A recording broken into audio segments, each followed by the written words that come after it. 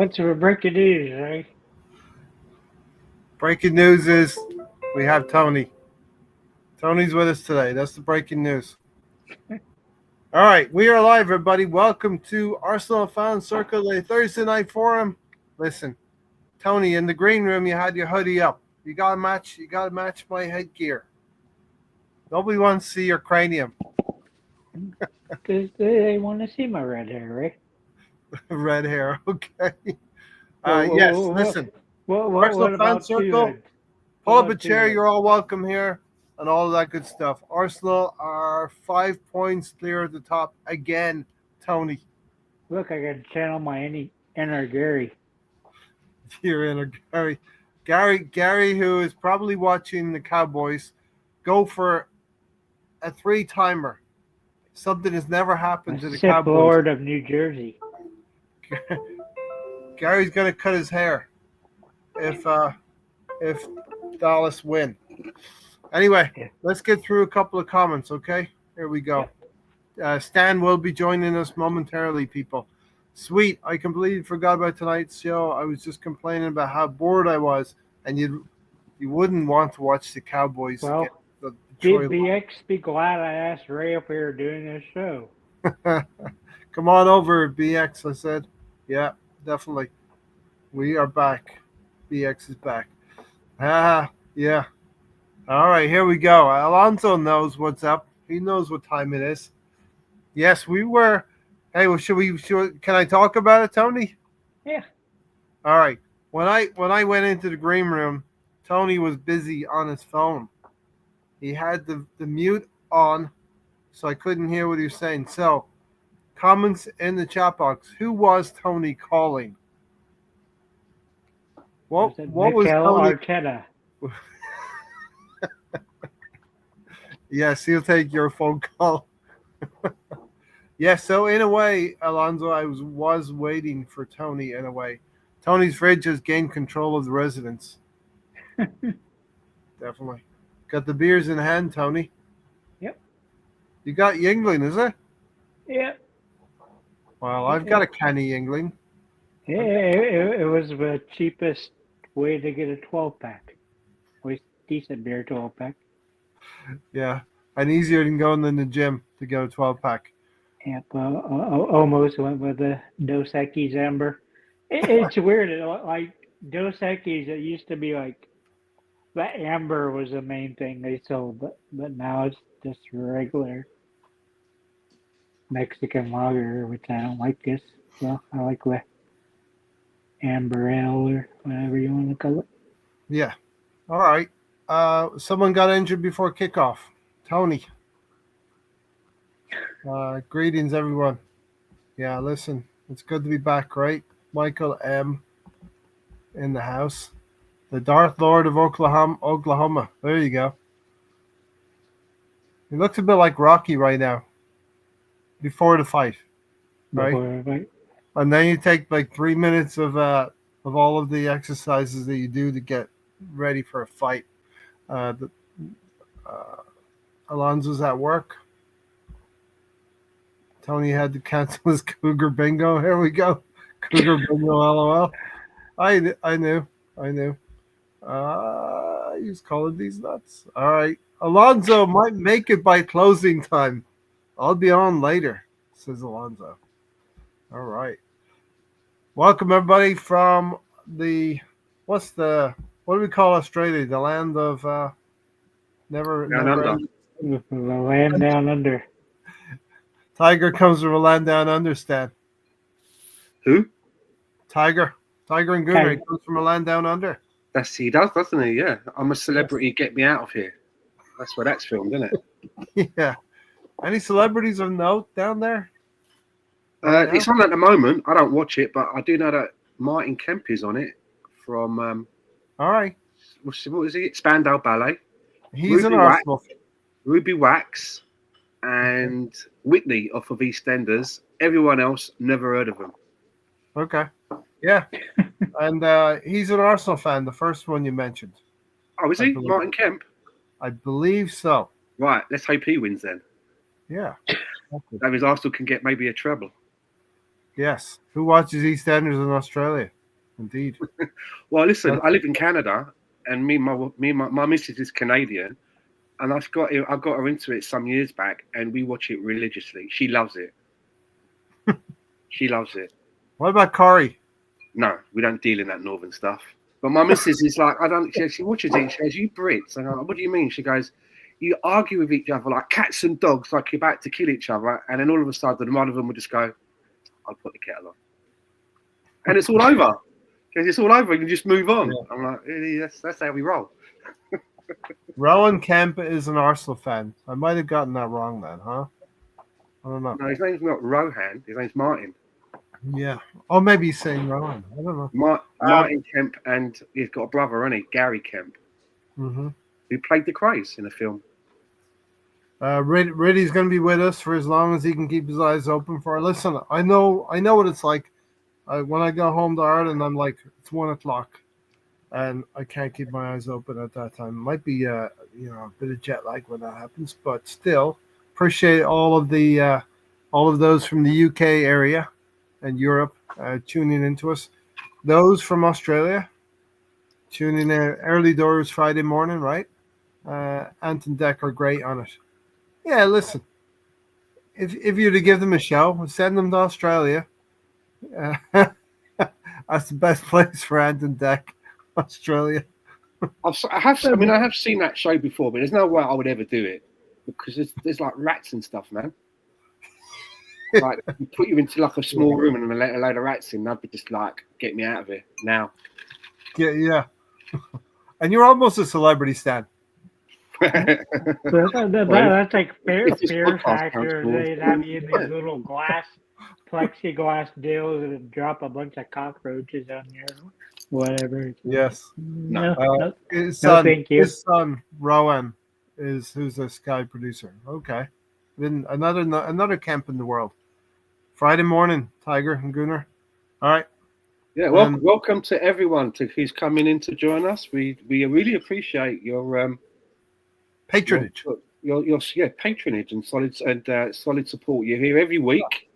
A lot of the same names that we always see popping in, and a couple of new ones from time to time. And Mikel M. Dav, that's a name that I've not seen before. So if that is somebody that's new, welcome. I mean, we used to have a Michael. It might have been just modified from Michael. Okay. And I have seen in the last couple of shows since I've come out of hibernation, as it were. Hibernation. I see Riddy's in there. I see Tiger and Goon is in there.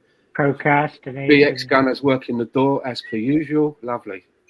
Hibernation, procrastination, whatever nation you want to put on it, Tony. You know? There you go. But it is fun. It is fun being back. Talking to you guys and the dogs. Is that one of your hitchhikers? One of your yippy yappies. That's one of the dogs. All right, here's the first real question, Stan, from Riddy. He's getting his questions in early because he'll be asleep in 25 minutes from now. Unfair play to him. How worrying are the constant injuries we keep getting, Stan? I fear this could derail us. I mean, I knew this point was going to come up at some point, but, in one word, very. It doesn't seem to be a week go by where someone's either can't make it because they break down in the warm-up, or during the game they've got to come off because something's happened. And I know that I saw some people talking on Twitter. I still call it Twitter, just recently, and they were the conversation was, what's going on with our medical staff? That needs to be looked at. And I'm kind of thinking, well, if a player rolls his ankle, or if someone comes into him studs up, or if you fall over and land on your shoulder and put that out of place, I don't see how you can blame the medical staff. The medical staff are there to put you back together again. They're but basically. But a lot of ours have been muscle injuries, though.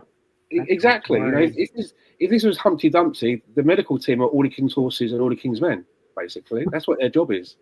So, if you other than saying that some of it is unlucky, when it comes to, like Tony said, the muscle injuries, then you could say, well, is that because players are playing too much?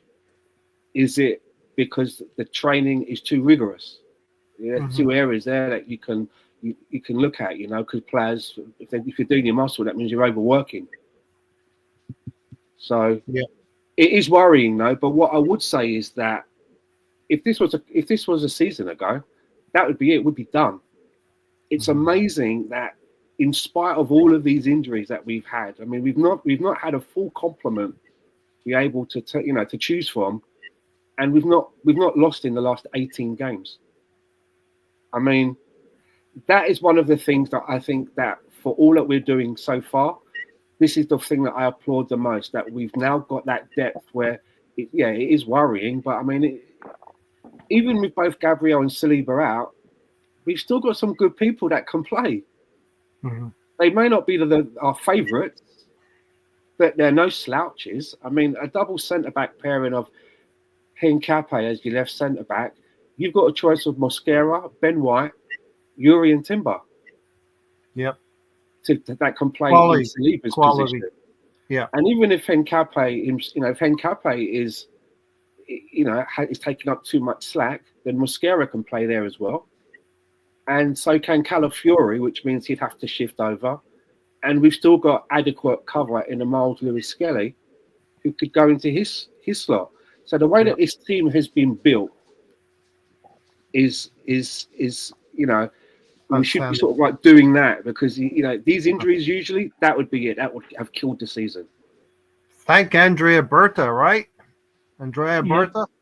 Yeah. Going out and got he didn't Mosquera. stop working. He got late deals done. Yeah. Yeah. I mean, listen, Gary was right in terms of the numbers he was talking about over the years. Double digits at sometimes, what we needed. And I never thought we could truly go out and do that. But when you think about what we did in the summer here, we got 6, 7, 8 very, very decent players. And the players for 2 years, Gary asked for 8 players. No, he wanted a full team. But before we move on past the injury part of it, it's worrying when the manager says that it's a weird injury. He said that was Saliba's injury. It's like you could say something different, but to me, hearing weird injury, it makes me worry more. It's like you're not bringing him back and he's a screw. Well, I think like all managers and Mikel Arteta especially, and with all managers, you got to take everything they say with a strong pinch of salt. You know what I mean? And just let them get about the business. The players that Stan mentioned, Hincapié and Mosquera, Timber, the whole back line, those players could play.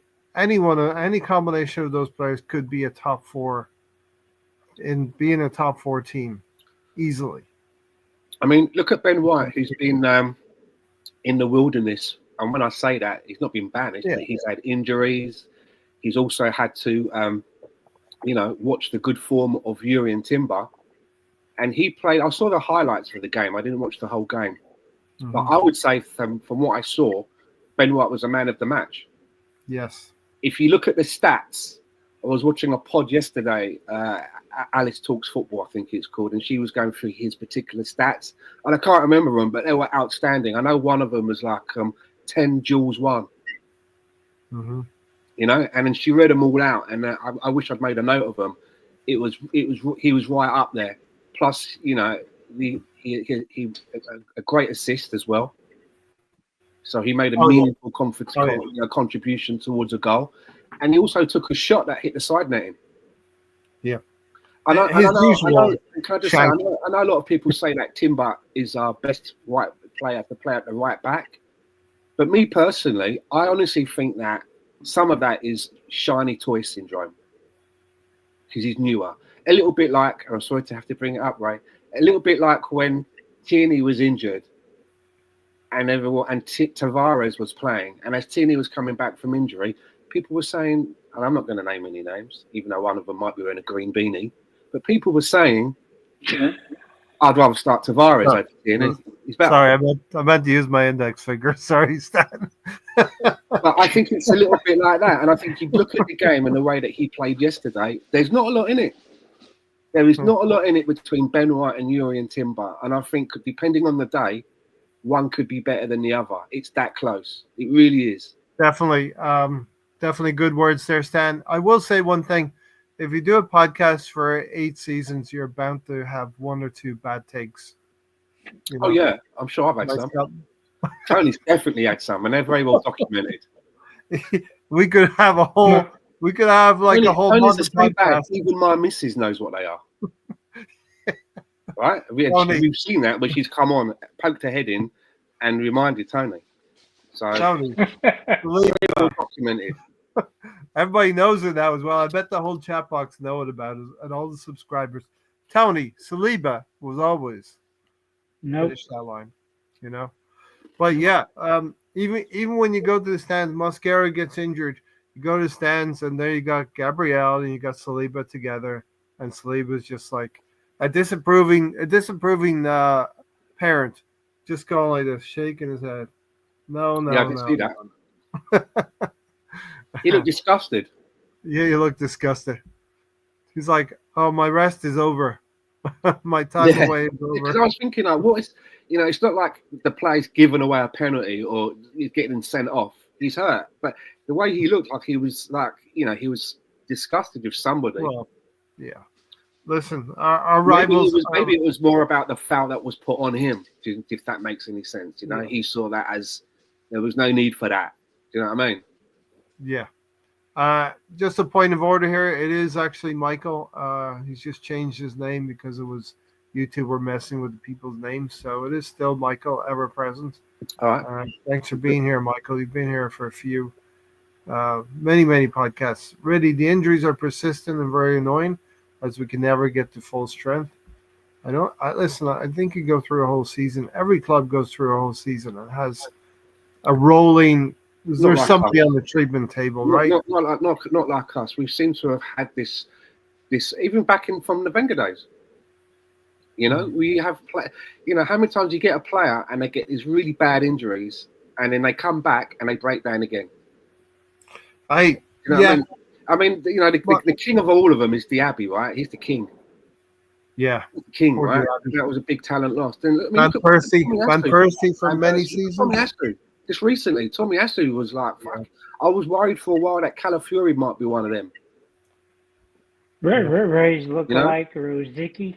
You got to take them out of a box with white gloves on. Like, when you're at an auction and something's really expensive, you have to handle it in white gloves. It's like, Reddy's right. I don't want any of that anymore. Reddy is right. Players in the red zone needs managing. Rice should have been subbed off earlier. He was knackered. It does seem in midfield that, it's Zubameni and it's Rice. I thought that's the one change I wanted in this game. I wanted Rice not to start. In this game. I thought it'd be a good game for him to get a rest. Yeah, we can go into the game shortly. We'll just get through a few more comments here. How many more international matches are players playing these days versus 10 years ago? Don't start Tony off on international matches. He is too many. He's an expert. I think there's 10 instances, right? 10 weekends. I felt before the game it would be good. I wanted Norgard as well, Michael. You have a squad, and I think players such as Norgard, they need to play as well. Okay. Well, maybe he would have been motivated against his former team. Surely as well. Surely Norgard, it's not like he's come over from another country. We don't know much about him. He was the captain for a Premier League team, meaning he was used a lot. He wasn't a bit part player. He was playing, when fit, he played all the time. So why not play him against this old club? And did you see the form? Did you see the players they put out? They made loads of changes. It was almost like the manager looked at the fixture list and thought, okay, got Arsenal this game, and I don't know who they're playing next. Is it Sunderland? I think. Well, we can check on that. I think it might be Sunderland. But they probably looked at the fixture and thought, okay, well, we probably won't get much from Arsenal, even if I put the full team out. Yeah. We might get something in that next fixture. So this is probably the one that I make the changes for. You see what I mean? Mm-hmm. Oh yeah. They're more ready for the next fixture because they're like, well, I've got a rest player, so I might as well do it against Arsenal. And some will say, Norgard. and some will say that's what happened with Liverpool last season. They were doing so well that some teams had mysterious injuries to big players. Isak was injured, Haaland was injured last season versus Liverpool. When you're imposing and impressive and leading the league by 5 points, there may be some of the lesser teams that say, well, it's not going to be our night at the Emirates. Might as well save our mustard for the Yeah, weekend. we've got more chance of getting 3 points in that next one. And I want my players to be fresher. It's just a calculated. That's what your manager has to do, right? What do you think the two centre backs, Mosquera and Hincapi? I like Hincapi. Outstanding. Yeah. I like Hincapi. I knew more, but I knew he had a reputation before he came. I never watched him play a lot, but I was aware of him. Even on the old FIFA in my career mode, he has been my backup for Gabriel Megalegs for the last couple of seasons. So like he's like coming in as Gabriel's going to go out. That's why I plan it. So I was quite pleased. It's always nice when you have a player on FIFA and then like, oh, if I can buy that guy in real life, it's interesting. But so I like him. I've got a soft spot for him. But he also looks like he don't take any shit. He's kind of and what I mean by that is he's got an old centre back way about him. And what I mean about that is it's like, if he squinted and watched him play and watched how he celebrates when he's putting a good tackle, you'd be thinking to yourself, is that Martin Keown? He's got a bit of Martin Keown. Yeah, or Chopper Harris or something, right? One of those, you know what I mean? Back in the day. And I like a little bit of that. Yeah. A little bit of grit. It's nice to see that. So yeah, I'm very pleased. Mosquera again looks quite tidy. He's the more junior out of everybody, so he's still got a lot of things to learn. But I mean, again, the guy was playing regularly for Valencia. Yeah. So he's got game time. He's played games, right? He's played in important games as well. He knows the deal. He wasn't like some kid we've bought who's coming up through the ranks of another team. Do you know what I mean? He's played games. Oh yeah. So very, very, very impressed. I'm very impressed with the way that Mikel Arteta has built that back line. He's taken a lot of time on it. And it was frustrating along the way. It has been. There's been times when we've gone, we're buying another left back or whatever, and we're kind of looking at a winger or a striker that we'd rather have, but we see all this tinkering going on at the back. But now, in hindsight, when you look at how we're doing, the stats that we have, the goals that are hard to score against us, you got to take your hat off and go like, that it was the wise move, because Alex Ferguson said that a good attack will win you games. But a good defense will win you like leagues. Mm-hmm. And I think that we've kind of put ourselves into that position. Which is the reason why a team like Brentford is looking at it and going, well, that you don't get goals against them. Yeah. I mean, look at Man City the other day. They won that game 5-4, right, against Fulham. Mm-hmm. The difference in that game is being that with Arsenal, you don't score 4 against them. No. They were 5-1 ahead, I think. If I looked at the timing of those goals, they were 5-1 ahead, and they allowed Fulham to gain. Yeah, sorry, 5-1. Yeah. You're not scoring the goals that you score. You're not getting them against us. Not getting those last 3 in 20, 30 minutes. And we've been shockingly good at home against all competitions. We had 2 wins, a draw, then 8 more wins. Tony, are you going? We scored. Tony, are you hopping straight onto a podcast with Vladimir Putin after this? Maybe. Okay. Got some influence in the Ukraine, have you? He's going to hopefully bring a peace treaty back. Yeah. Michael said, but I guess after the Chelsea draw, Arteta wanted to make sure to win. Listen, I think it was important to follow that Chelsea game with a win. You see what Chelsea followed up with at Leeds United? A loss. And everyone of these but it has a major reason why, right? What? It's the red card. When Caicedo has not played for Chelsea, they've Oh, only won 25% of them. right. Okay. But I also Uh, think that if you look at Chelsea, they're kind of where we were probably 6 seasons ago, 5 seasons ago. And what I mean by and that is that you could put a good performance together against a team that's challenging for the league and get points off of them, and then we'd go and play someone like West Bromwich Albion and lose or draw in the next game. the Do you see what? And Yeah. that's the key difference. So we'd have those good matches and those good games, and we'd all be happy. But the consistency to win a league, we didn't have that. We'd lose a game or drop a couple of points to a team that we shouldn't have, or Norwich or someone. Do you know what I mean? And mess up that consistency. But we're past that now. But Chelsea are in that place now. yeah, listen, they're They a will good lose. team. They will have some stupid losses. They have good players, but they don't have great goal scorers, or you can't see where a lot of their goals are going to come from. And of course, they're going to concede as well. Ben White was superb. BX Gunner. We'll get into that in a little bit. At the same time, it's great that we have results against Chelsea and Brentford without two first-choice centre backs. Yeah, you take out Gabriel, you take out Saliba. We had Kivior before.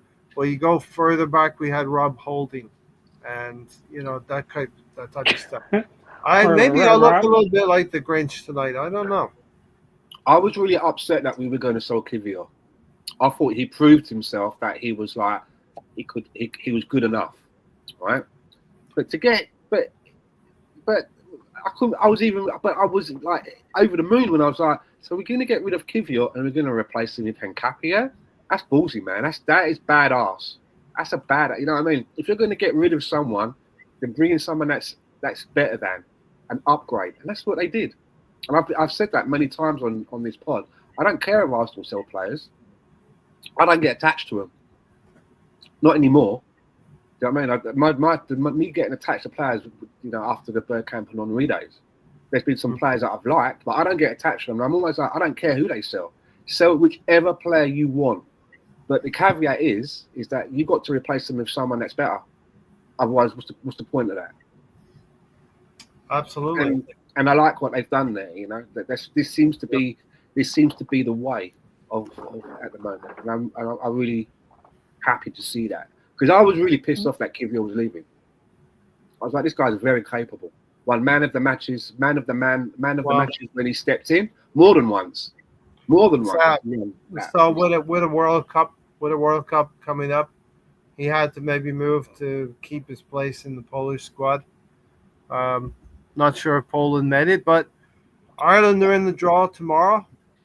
We're still in the draw. We're going to be involved in a playoff in March, but the draw will be tomorrow for the corrupt World Cup 2026. Shall I put on a beanie as well? I kind of feel left out now. Ray told me I don't actually own a beanie, so I've got a Russian hat. Put the Russian hat on. I put my Russian hat on. Tony changed his Russian hat into I don't know what are you now, like what's that guy, Woody Harrelson. You look like Woody Harrelson now. Brentford and Sunderland know each other very well from the championship last season, and BX Gunner admits they got the wrong team. You All right. can't let me finish the home stats, right? Huh? So you didn't let me finish the home stats. We scored 29. I got one of those. With the dog ears as well. Conceded 3 goals and 8 clean sheets, right? Out of 13 games at home. We should be getting some viewers from the northern hemisphere very soon. We're getting some viewers. This is old school, man. This is like one of those former Soviet Union ones with like the star and all that. CCCP. Spies like us, Stan. Spies like us. Nkapia is a beast, but I'll admit I wanted Grimaldi for the goals. Lol. He hit the lot. We hit the Now, lot. now I see why Stan knew Putin was that call me. Big Grimaldi fan as well, BX, man. He was my left back on FIFA for many a season, Grimaldi. So let me ask you, Calafiori or Grimaldi? Oh, I really like Calafiori. Me You know, too. I've seen more of Calafiori, right? I don't, Yeah. you know, but Calafiori is again the way that our fullbacks play, and what I like about it is that they do very much seem that their first thought is to defend, and then the going forward and the rest of it is a bonus. Mm-hmm. And I like that because I look at Man City and I think their fullbacks are the other way. Their fullbacks are more adept at going forward, and the defending part seems to be the secondary bit. And I look at a player like Ait Nouri. Ait Nouri looks good going forward, but defending, it's just like, the fuck? Do you know what I mean? Like, you're supposed to be a defender.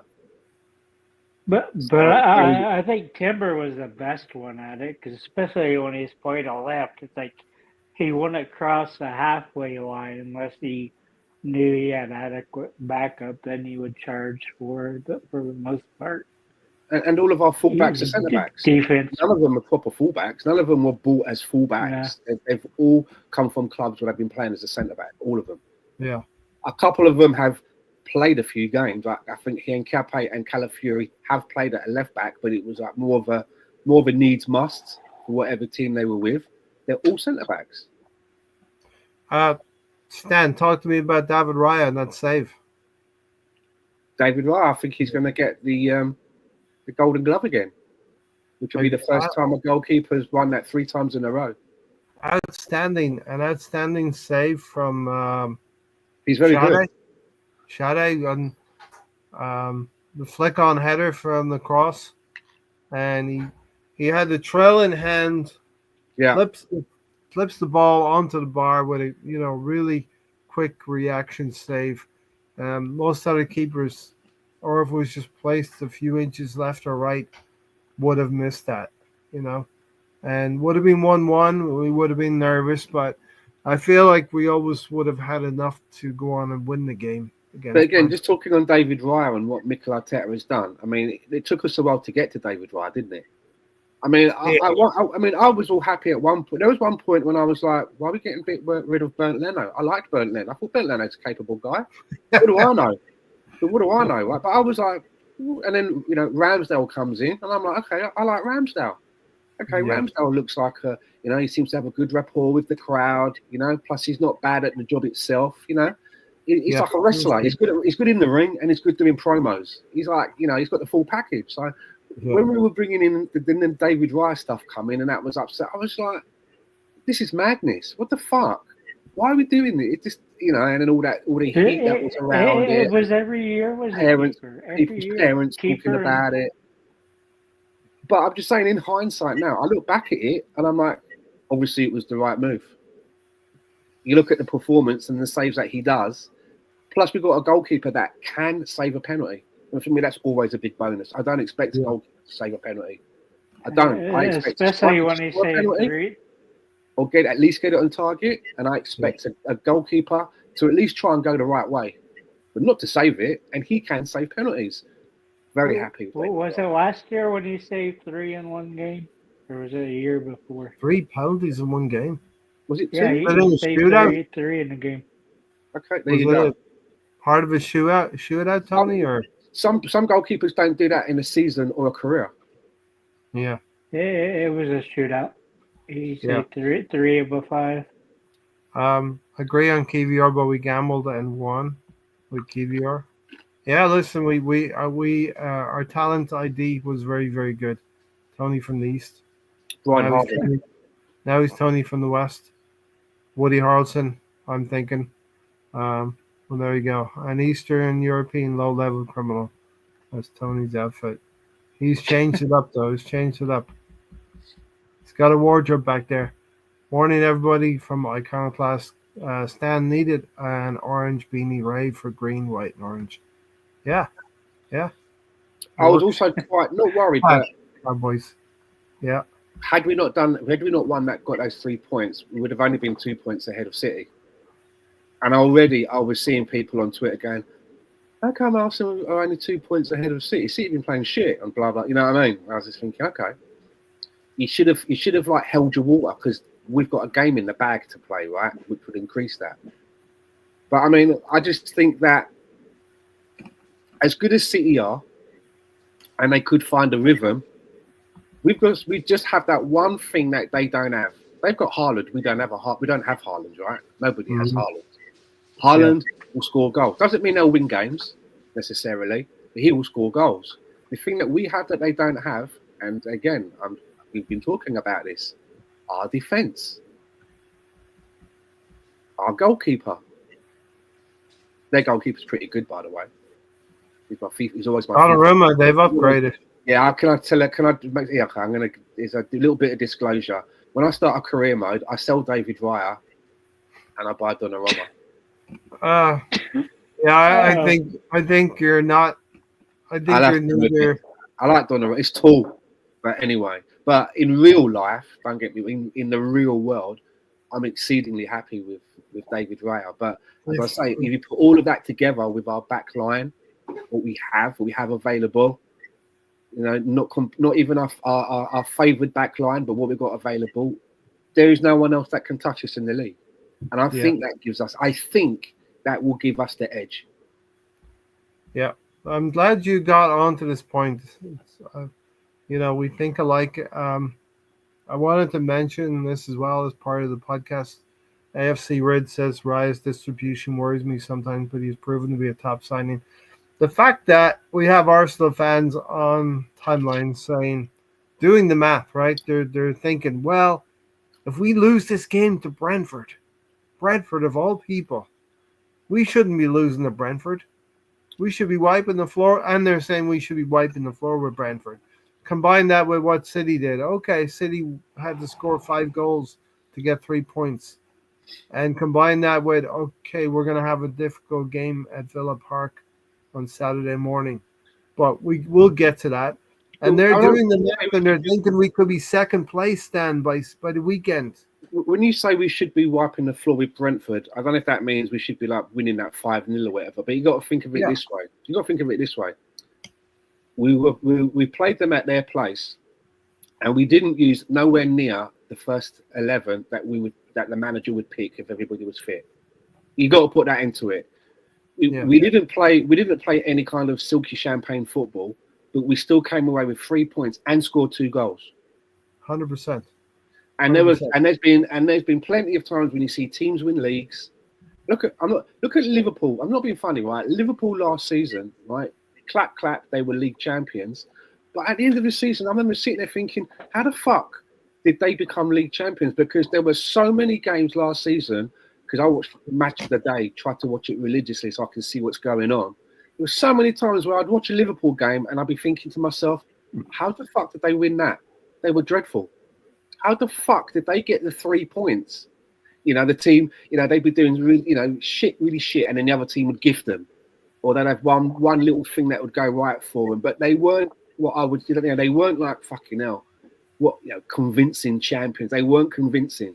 So obviously when they spent all of that money in the summer, I thought, okay, they know that they weren't convincing, and they want to make sure now that they can try and solidify and build something, and that's why they're spending all that dough. But we all know how that story's gone.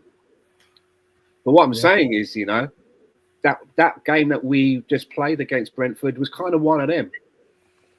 It wasn't the best game that we could have played. We've played better looking games, although there were some nice features from some players in that game. Let's have it right. There were some players that done some good things, which I'm going. We spoke about Ben White, didn't we? I'm sure we're going to talk about Mikel Merino. But we didn't. They didn't score any goals against us. And when you speak about, you know, how good is David Raya, it's like, what is it that you're looking for? I mean, could it be a case of, well, Arsenal defence are so good, even if Bernd Leno was in goal, yeah, he would have good stats because we don't let goals in. Yeah. However, you know, when you're called upon, and David Raya was in that game against Brentford, like you highlighted, the saves that he made, he saved them. It's all well and good, like thinking, well, I don't get used much because I've got this brilliant defence in front of me. but you've got to be switched on because if something happens and the ball's coming towards you, you've got to save it. Yeah, you got to be ready. It's a lot easier for a goalkeeper to look good in a really shit team where they're having to make lots of saves in the match because they're constantly watching the game, they're constantly reading, they're constantly waiting to make the save. But if you play for a really good team that's got a really good defence and you're almost like leaning up against one of the goalposts, watching the game with your head tilted because everybody, the midfield, the defensive midfielders and the defence are keeping it out. But then there's one moment in the 90 minutes that you've got to do something. That's even harder because you've not been stood there waiting for that next save because you're constantly being peppered and pulling them out of the bag and doing a Jordan Pickford. To be able to do nothing for until the 80th minute and then you've got to make a save and you've got to pull it off. That shows me that that's a better goalkeeper. Yeah. And I think David Raya is in that category. I think so too.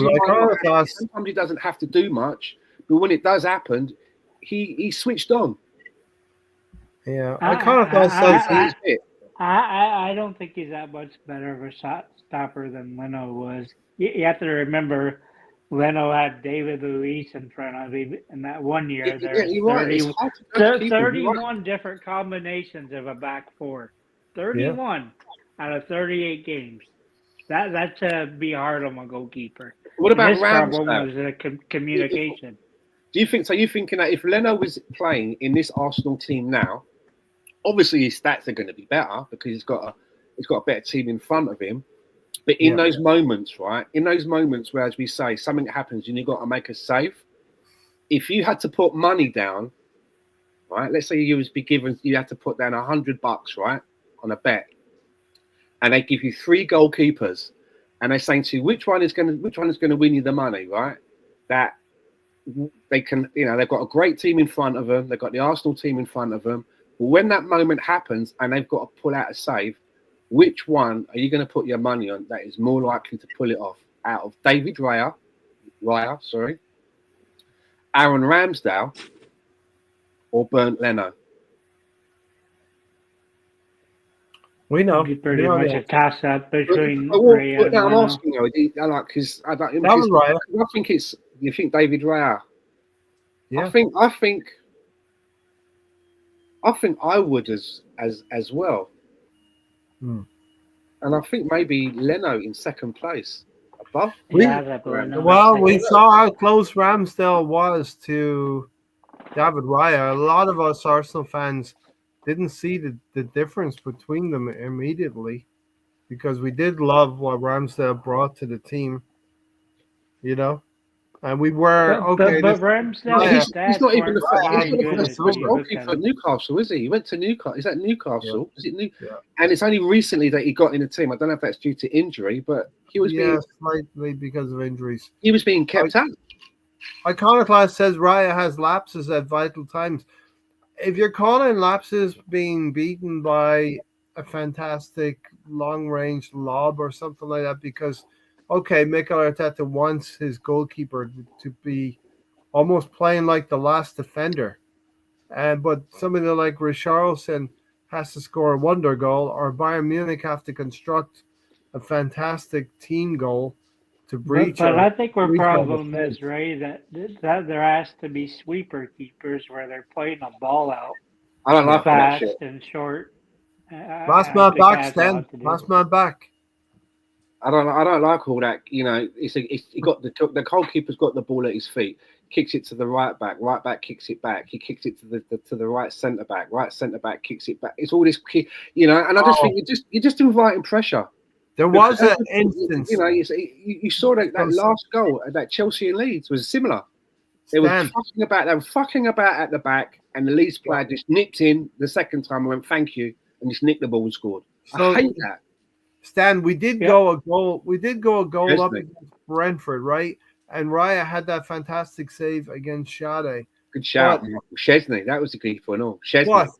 Stan, a little bit after we had that scare with Brentford, David Raya was playing out from the back, and I think the chat box will remember this. I don't like that shit.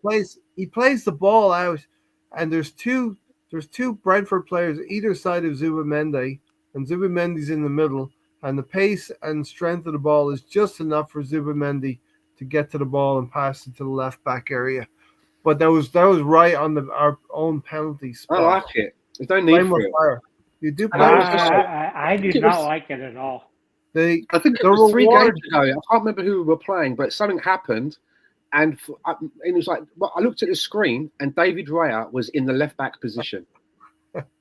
He was running after the ball or doing something. He was out of his area and in the left back position. And I just remember saying to myself, this could end really badly for you right now.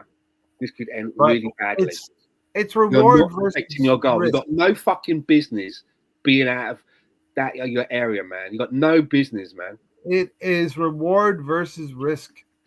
They say risk versus reward, right?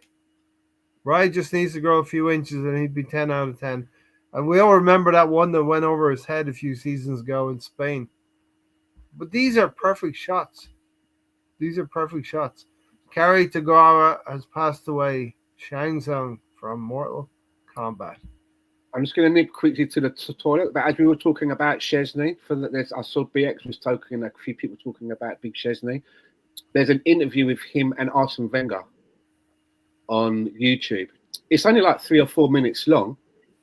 But Szczesny does ask Wenger about, why. Yeah. Oh, nice. And it's a very frank, Well, he has to directly conversation. why. The two of them sat on chairs and that. It's a good conversation. To be fair, Szczesny has gone on and played for Barcelona and Juventus, so he's a decent goalkeeper. But Wenger was come out like, of why are retirement, you retired? playing golf and then came back. He Imagine was him like, imagine him on the 9th hole, just about to take a putt, and his phone goes off. He's like, "Yeah." But Wenger's like, why aren't you playing no problem. football? You're 33. You're at a goalkeeper prime age of 33, and he's retired. Yeah. Check that. I'm going to check that YouTube video that Stan's talking about. Have you not watched it, Ray? No. Stephen is back because he directly asked him about the game. He asked certain game that he thought was the game that nailed it for him. Is that why? It was. Wenger was like, "Yeah, it was." Mm-hmm. He's like, "What is that? Why I got benched and sold?" And Wenger's like, "Yeah, pretty much." Yeah. Very good interview. Very good. I think the players when a player does that and you get benched, you kind of know, what you did wrong. Steven said, and Steven's back from work. Thanks for being here, Steven. The Arsenal misfit. My biggest complaint about Raya is his positioning in the box. 2 free kicks and an open play goal are down to where he sets up. But, as Arsenal fans, I think we ask for perfection or strive to want perfection. These are human beings. They're going to be out of position from time to time. But I still think it's down to what he's asked to do. I don't think it's his position. fault. But you know what, Tony? I think we benefit a little bit more from these situations than we lose. And you're going to lose a goal once in a while. But I liked the game the other day. I think it's the last time we did a show when we did all the long balls. Yes, because we wanted we didn't want all the counter attack on us. So we just kept watching where the tactics necessitated our play. The Bayern gave us, and I heard a comment earlier in the podcast. The Dallas Cowboys had fumbled the ball, so we have to check on the score there. Do a score check. We'll know how Gary's feeling right now. Leno should have played in the Europa final against Chelsea instead of Cech. I hate Peter Cech. 1-on-1 Ramsdale. Oh, that's what's called 1-on-1 Ramsdale, I guess. Szczesny was great. You should have kept him. You smoke it in the bath. Come on, you smoke it in the 17-6, Ray. For who? The Lions? Yeah. How do you even smoke? How do you even smoke in the shower? Have you got like an umbrella? How do you do that? I feel like we talked about this last Thursday. How do you wear a hat in the shower? This hot day, or do you guys not have heat in your home? It Did is you getting a just little have one bit of those cold. big umbrella hats, CC? It is going to be 13 degrees Fahrenheit tomorrow here. 13, 1 3. Smoking in the bathroom, doing big was. They've all got bad haircuts. Yeah, That's true as well, we Michael. started That's that when true. we did. I was talking about Wilshire with the smoke and how he got caught in public 3 fucking times. 3 times. Other teams, um, Not once, Ray. Not twice, but 3 times. you. No, Wilshire. He I got will caught start. smoking in public. Some of the best players smoke sometimes, unfortunately, for their health.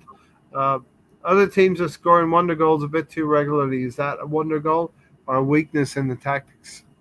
I still go for wonder goal.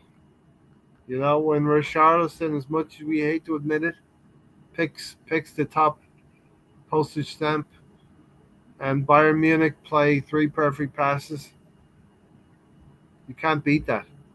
Arsenal played 3 perfect passes for the first goal. We can get to that in a minute. This Brentford game proved that White is a much better player going forward than Timber. White made more overlapping runs in this game than Timber has made all season. All right, let's hold off on that. I want to come back to Man City just quickly and something that Stan started with. The other thing is that City, how come City are just behind us? Well, they lost games whilst we drew some games. And then the accusation is that was Mikel Arteta and the team, um, did we go for it enough? And then the other thing is Pep Guardiola has a video. He was talked about the Premier League race is it's long. It's very very long, and we've done it before. City have done it before.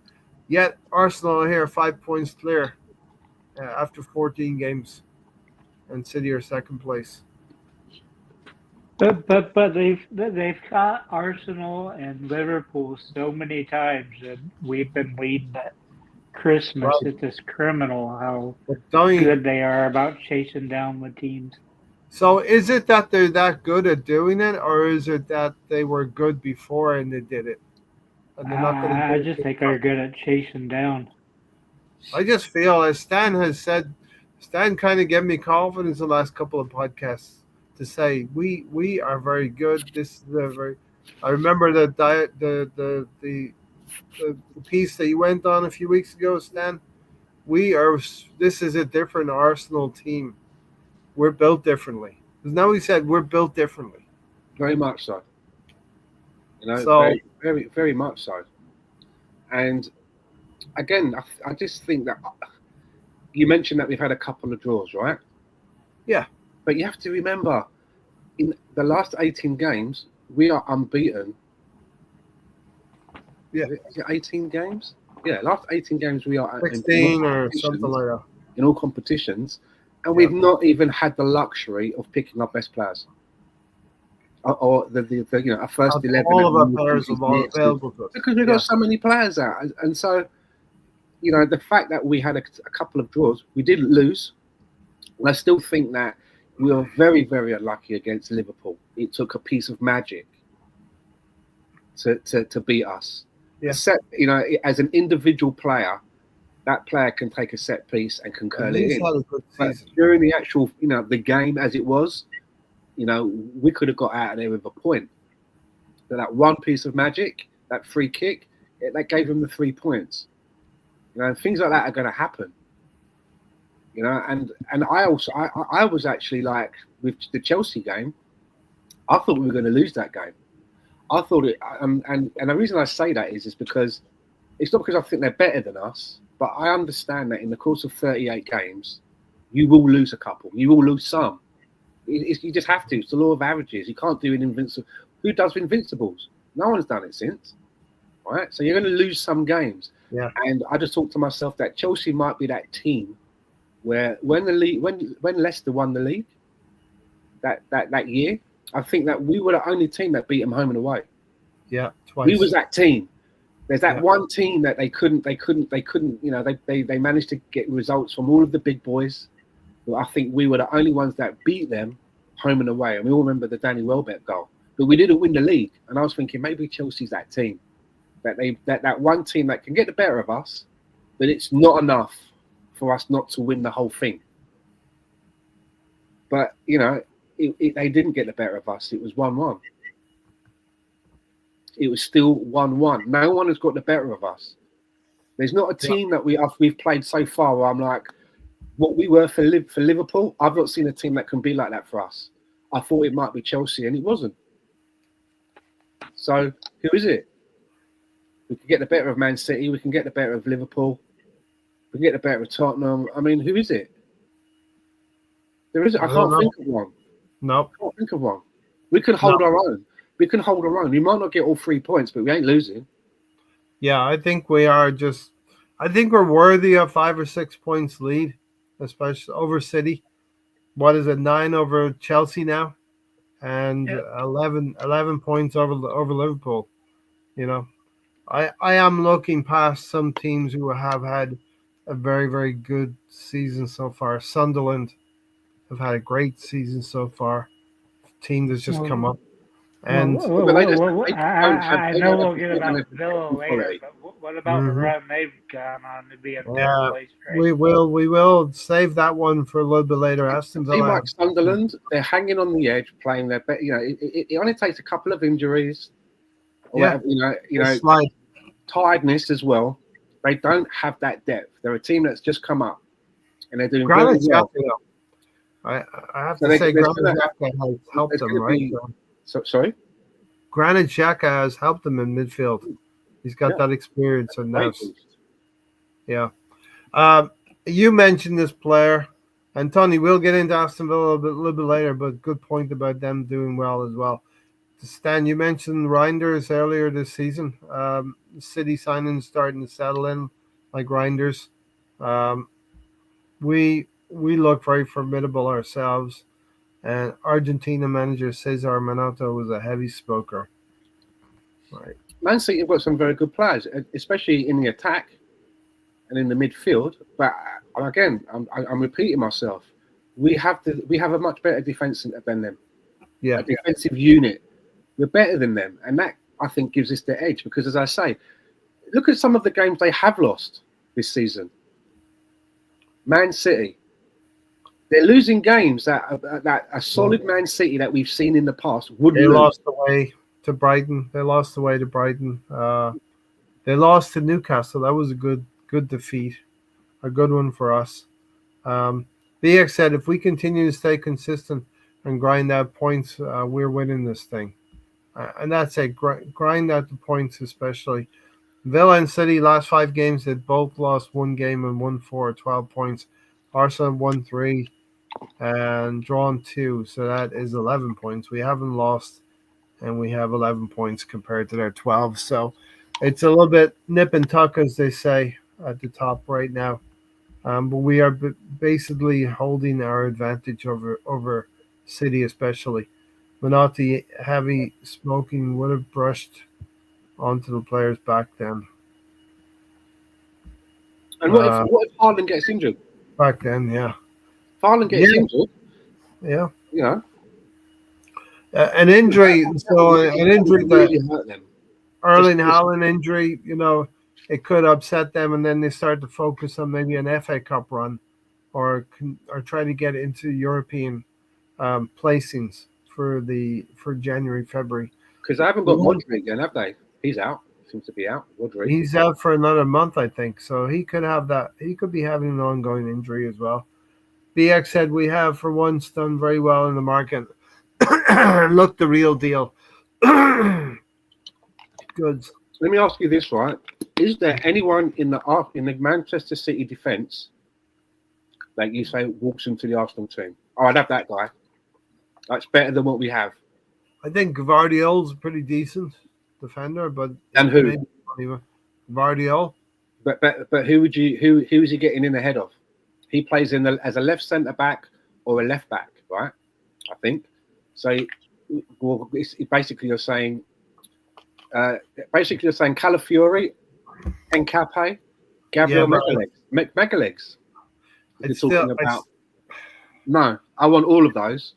It's like I want saying all of those. David Raya or Donnarumma. You'd have a real difficult choice there. The same thing with Guardiola and Calafiori. I think Calafiori, I agree with you. He's been amazing this season as well. Keeping Miles Lewis-Kelly on the He bench. almost scored. That shot he took that got saved. I mean, he's gonna continue to get in those positions. He does score a couple and have those opportunities, and there's going to be some that he'll tuck away. Yeah, he got one. He scored the first goal of the season for us up at Old Trafford. It was weird watching the second half, seeing him on the right, attacking from the right side. Yeah. Stephen said that Liverpool goal I called before the kick was taken on Ryan's watch-along. I called it because of where Ryan was set up. Too far to his right to be able to get to it. Not such a wonder goal. Yeah, but you got to give some credit to the guy who took the free kick as well. It's Abuzai who's having a great season. I think plenty of people take that and it just goes fucking way up, fucking into Rose's head, right? Do you know what I mean? The goalkeeper, you need to win it. In that situation, the goalkeeper has to set a wall up and say, okay, you're covering this side of goal, but you're not covering it at all because a player can still lift it over you if it's perfect. Yeah. So you're covering maybe a wall can only cover about 40% or 50% of the goal. 20-9 at halftime, right? So Gary is not a happy man. What is it? What's the score? 20-9 at halftime. Field goals. Field goals will not win you games. Drawing the game can also cost you the league, as I'd rather win or lose one. Okay. Especially if it gives players a rest and they don't get injured. That's kind of something Gary was talking about. Too many draws. You'd rather have at least 1 or 2 wins out of there and gain the extra points. You know what I mean? Xhaka paid respect to Jota. For sure. I mean, that is a tough thing that's happening over at Anfield, the loss of Jota. I think it goes beyond that. I think that Arne Slot has ignored certain truths to the game of football, and the certain truth is you play your best players, but you play them in the positions that they are familiar with. I'm talking about if you're switching Verts around, you play him in his best position. You play Joe Gomez in his best position. Arsenal look formidable. City are formidable. Does that mean we have you said? I heard you talking about Liverpool. Yeah. Arne Slot's biggest crime is, for whatever reason, he won't start Chiesa. And Chiesa, when he does come on off the bench, looks like the only one that's bothered. He cleared a shot off the line at the end of the game. He will not start him. He hasn't started the game. He gets 10 minutes, 15 minutes, 10 minutes, 10 minutes, 15 minutes. And when he's the only one actually looks like he wants to do something. Even Virgil van Dijk now is walking around waving his arms around. You know, and he's he's been getting under the radar, but his performances have been like, since he got that new contract. We've seen that at Arsenal. Yeah, we've done that where we give a player who maybe we should be thinking about moving on, we give them a huge bumper contract, and they go off the other end of the cliff. Yeah, we've seen it happen so many times, and that looks similar. Which is what's happening to the 2 players that they've given big contracts to. Salah, who's now being benched because of his performance. But that was stupid on Salah because of his age. You knew his legs were going to go away eventually. So. Van Dijk or Salah? Well, listen, they're not exactly the players that are turning things around at that club either. You know, you want players they're going to dig you out of trouble in the season, and they're not doing that. Stephen is disappointed. Tom's not here today after the mugging Leeds gave Chelsea. That was sweet to watch. If you replay my Sunday podcast, I mentioned that Chelsea going to Leeds was a very difficult game, and it's a derby. It's something that Tom has said something to do with the 1980 Cup final. That just shows you, right? There's a lot of history between those 2 teams. Yeah. And it just shows you that the manager, Maresca, he's not aware of it. Yeah. He rotated his team and just took it as Chelsea are playing a team that's just come up from the bottom, from the league. They're in the bottom of the table. Yeah, they're in the bottom three, right? That's how he looked at it. He Yeah. rotated this. He rotated. There was players that should have been playing that weren't. He got it all wrong because he's not aware of the history. And we'll also caveat into that the aura of Arsenal going to Stamford Bridge took a lot out of Chelsea on Sunday as well. They threw everything at us, I think, and they were pretty tired. We should be getting a thank you card from Leeds. we just wore them out. Tom should be thanking us personally. Exactly. We wore them out. They were like they played against us like it was a Champions League final. Yeah. We softened them up for you, Tom. At left back, I'd take Guardiola over Calafiori. That would be BX. I still Calafiori's better looking though, right? I haven't seen Calafiori do enough on the defensive side yet to decide on him. Got to stand up for the long-haired guys. And I'll tell you why. I mean, there's two things when you look at it saying, I'll take this player over this player. You might look at like the part where they play, the technical part, whatever. But what we've actually got going on here is we've got a football team, a team. They're all in it together. They are all in this together.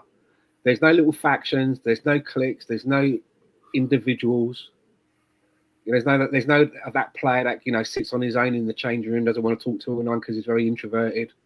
They're all in this together, and they're all buying into it. Whatever it is that they're being taught there at Arsenal, they're all buying into it because they're all renewing their contracts.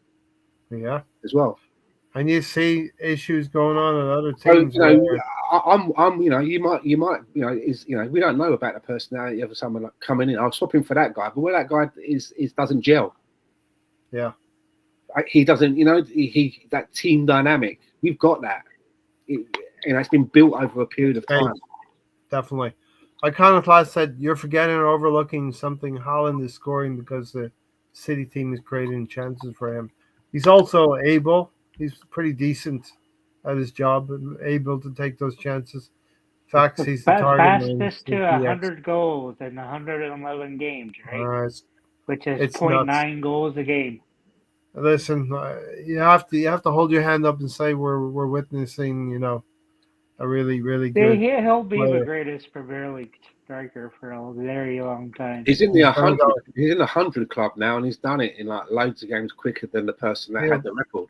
So what is he chasing? He did it in 111 games, which is 0.9 games a goal.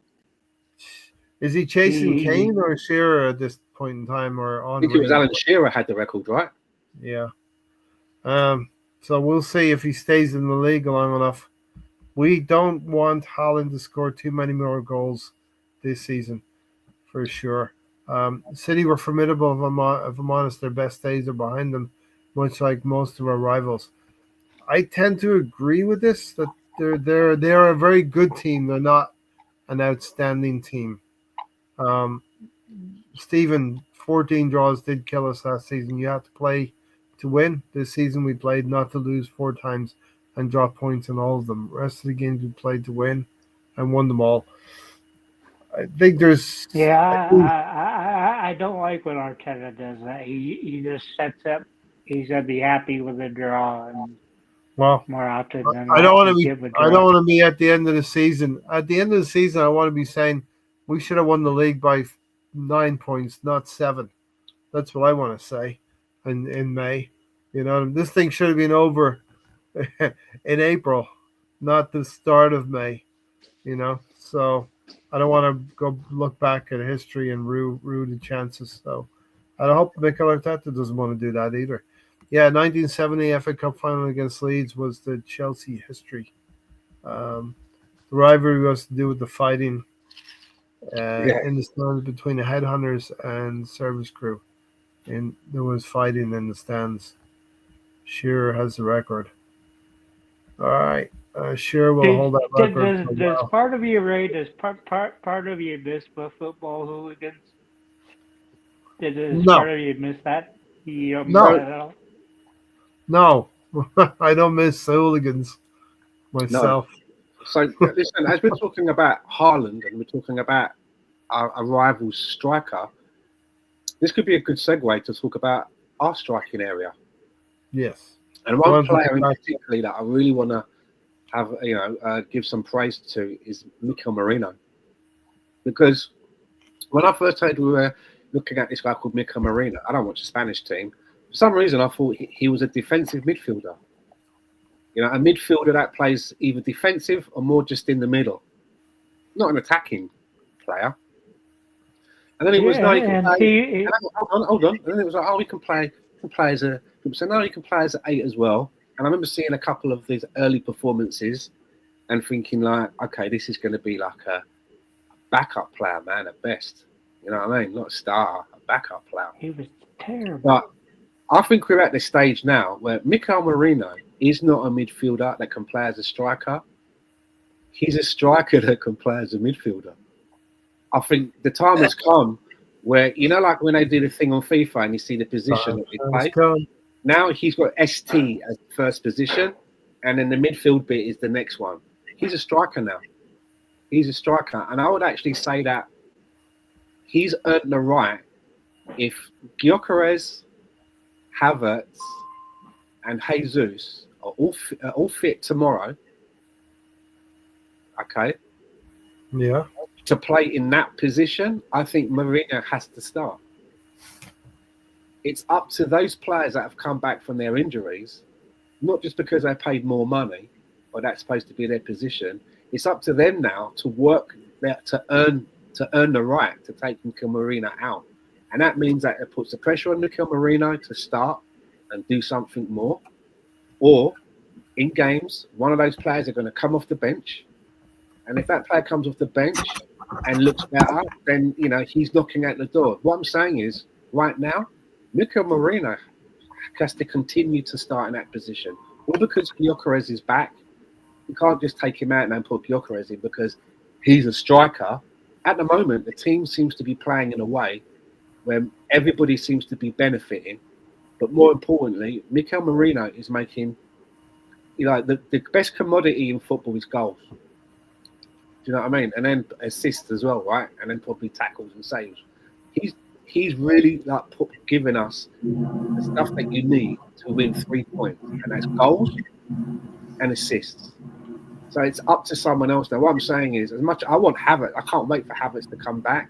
But to be fair, to be like totally fair, you've got to earn the right.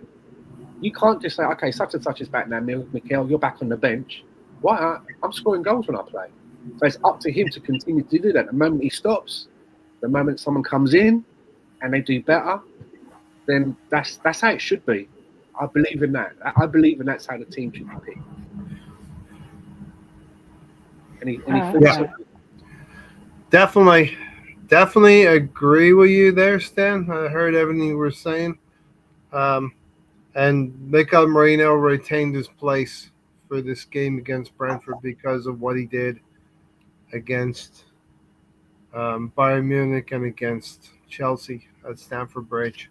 I think Eze looks better with Gyökeres in there, and I think as Gyökeres does it better because Eze's in there, I think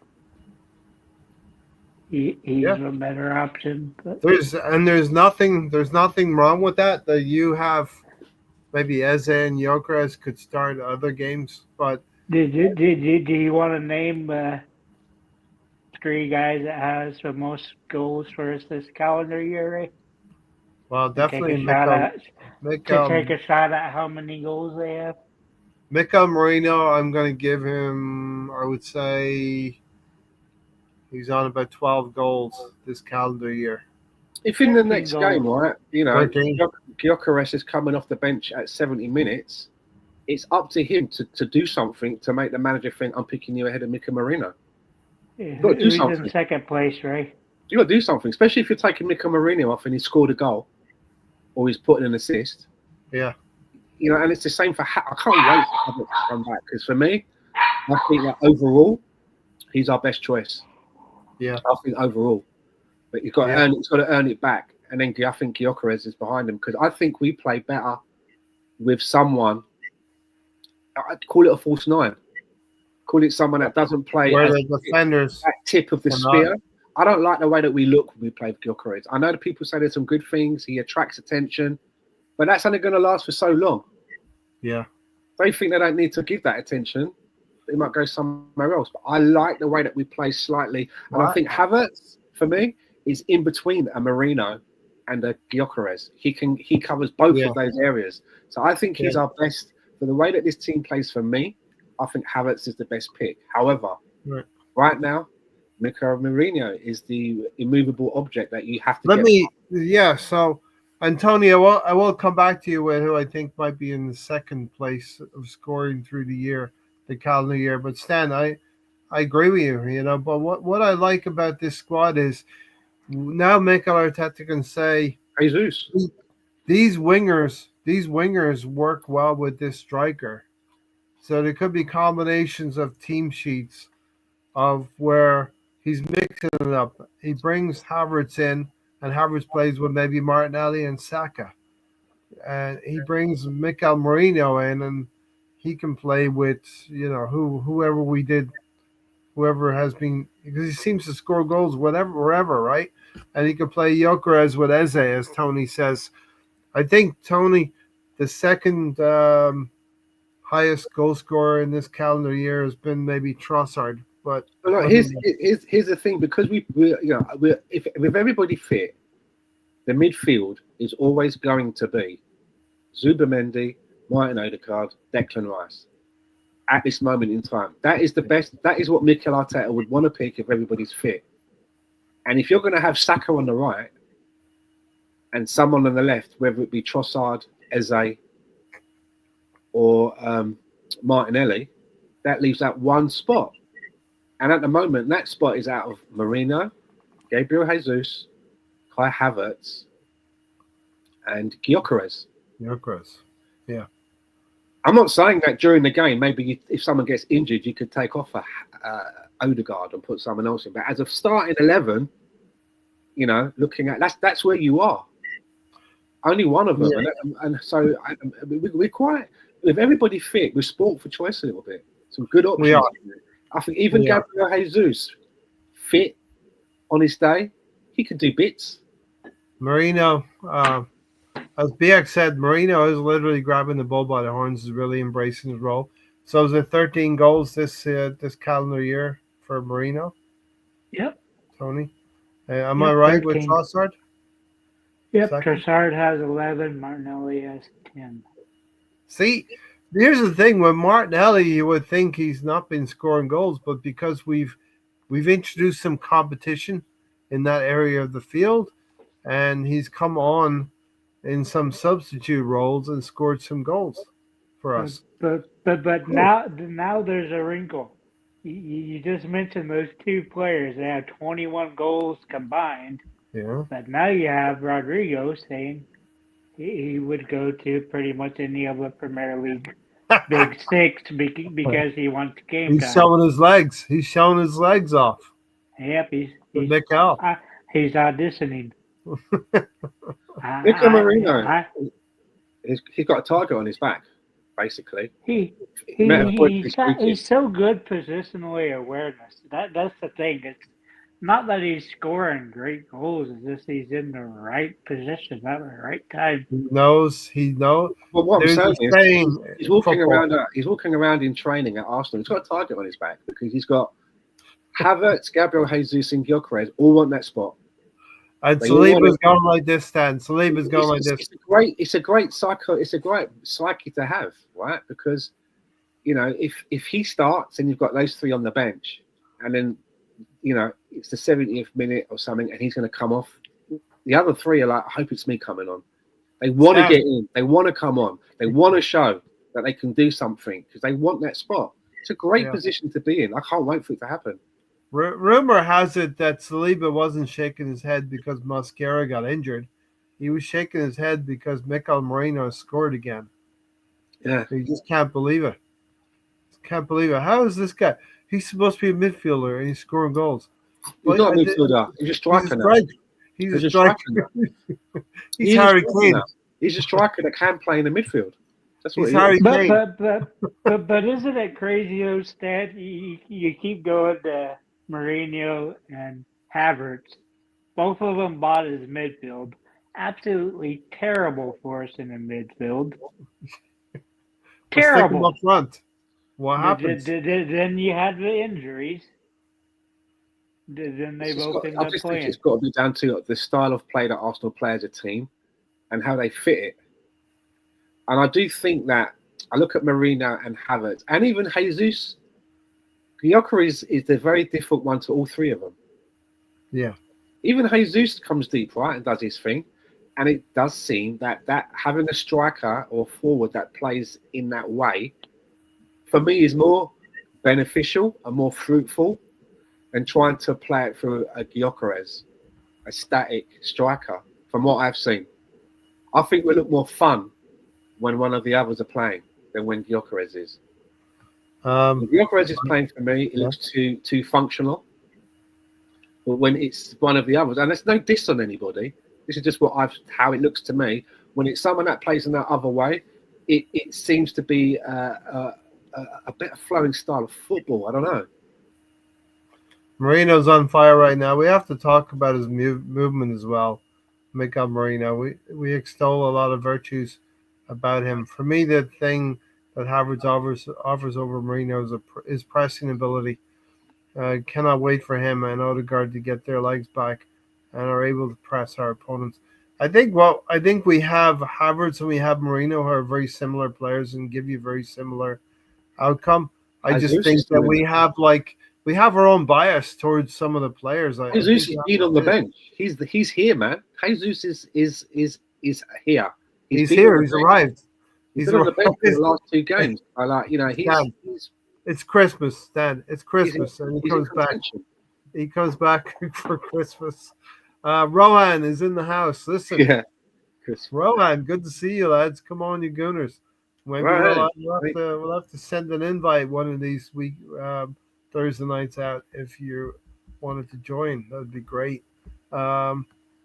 It's embarrassing that we have a proper striker, and rather than adapting our tactics to accommodate his abilities, we'd rather keep the tactics and adapt to the midfielder. We'll pay for it at the end of the season. Proper striker, and rather than it's sort of. I think the glass is half full, and I think it's whether you look at. I'm not. If it's not broke, why fix it? It's working. Isn't this how If the day it stops working, we've got another option. Rowan says, indeed. Rowan says last year Salah had a crazy season and carried Liverpool. Haaland is doing it this season. We concentrate on us. 5 more wins, 48 points. 5 more wins for 48 points would be great first half of the season. Is that what it is? We're on 30. You're right. Well, it'd be 40. It'd be 45 points, I think. 46 won't be the worst either. Yeah, I think we're on. What are we on now? 30? I think it's 30. 30 points? I think we were the first to hit 30, maybe 32. But, yeah, it's crazy. When you think 5 more wins will get you to 48 points, and we just broached 30 points right now. Martinelli has scored some of the finest goals in his locker this season. He scored some good ones this season. And yesterday he also dribbled it out like he does half the fucking time. So yeah, Martinelli scored again because he has been allowed to come inside close to the goal. Arteta killed his game when Arteta ball, which led him to the left touchline, and his touch never left him. And that's where he was yesterday. He was on the left. I think you look at Eze in this team, and he's provided some of those assists for Martinelli. I'd like to look at all of Martinelli's goals. He's provided a lot of them this season. He has at least 2 that I can remember: one against City and the one against Bayern Munich.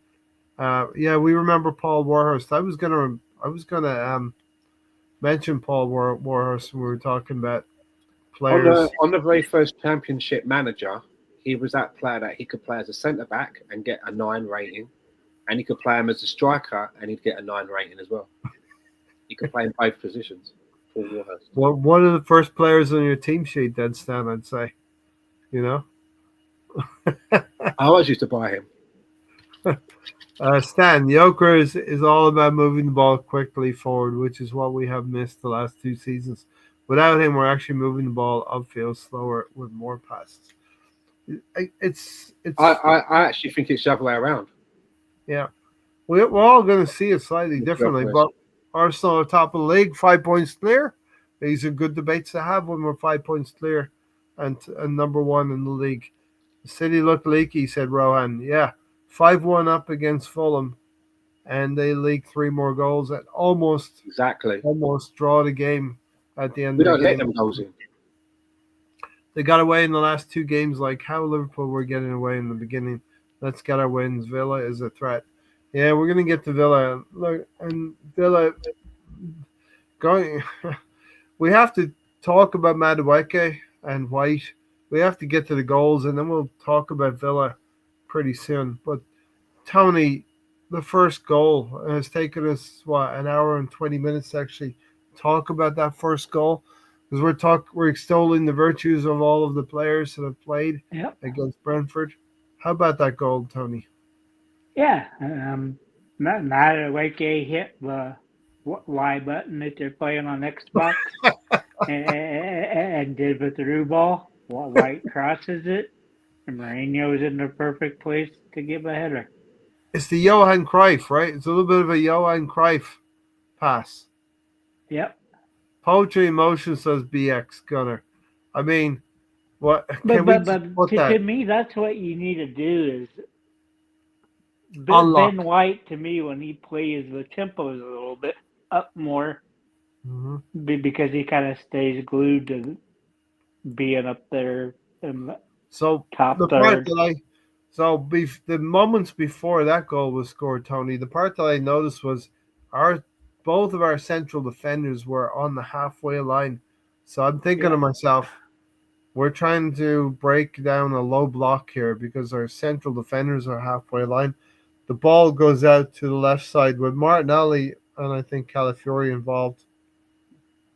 Martinelli recycles the ball wonderfully inside to Odegaard, and then Odegaard feeds the ball to is it Ben White? Ben White then passes to Madueke. And then we have that wonderful poetry in motion. I think those are great words, BX Gunner. Poetry in motion. Because you want to almost put a piece of classical music or something to that goal, right, Tony? Yeah, but the announcers were definitely into the goal. They thought it was a great goal. And then they start saying team goals. Arsenal. The goal wasn't that great. It was what? The goal was beautifully. No, it was a good goal. The whole thing was a good goal. You got Benjamin White steaming down the right hand side. Madueke using his left foot rolls the ball back and passes it White into space as the Brentford defender commits to Madueke. Ben White's in acres of space.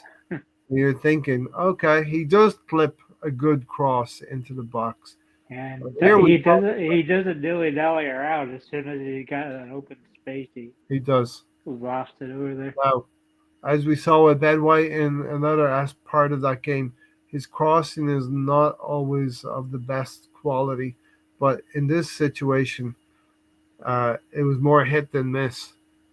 And Mikel Merino steals in front of the defender and guides a header into the net. It's not like some of them Trossard's delivered where it's just like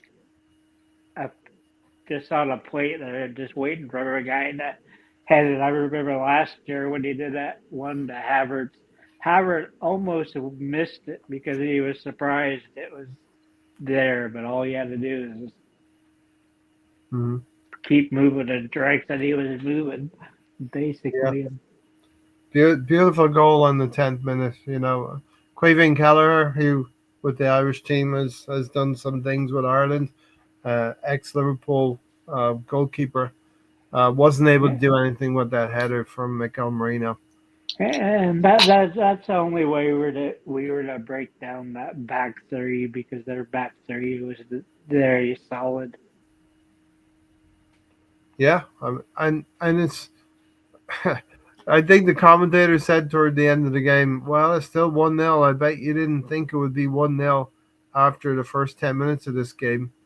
So, in fairness, as we mentioned before, Arsenal fans feel a little bit privileged, but Brentford are they're professional footballers too, and they want to get something out of the game. But Stan, what are your thoughts on that goal that BX Skinner calls a poetry in motion here? Again, not even considered what our first team, and we were able to do this. We've got players that come off the bench and they make contributions. They're not just another warm body. Players that are fighting to get themselves into the first team. So it's good to see. I'm very pleased with what I'm seeing at the moment. Yeah, 100%. As Steven said, like I said, White did more overlapping in this game than Timber had done all season. It was what we were missing against Chelsea. Timber was very static on the inside. Different opponent as well. You're going to get more opportunities from Brentford, especially playing at home versus Chelsea at Stamford Bridge. 1-0 up. 1-0 up. Happy days. Great goal. Madueke. And Madueke, we liked what Madueke looked like earlier in the season. He really went at Kirkes at Anfield as well.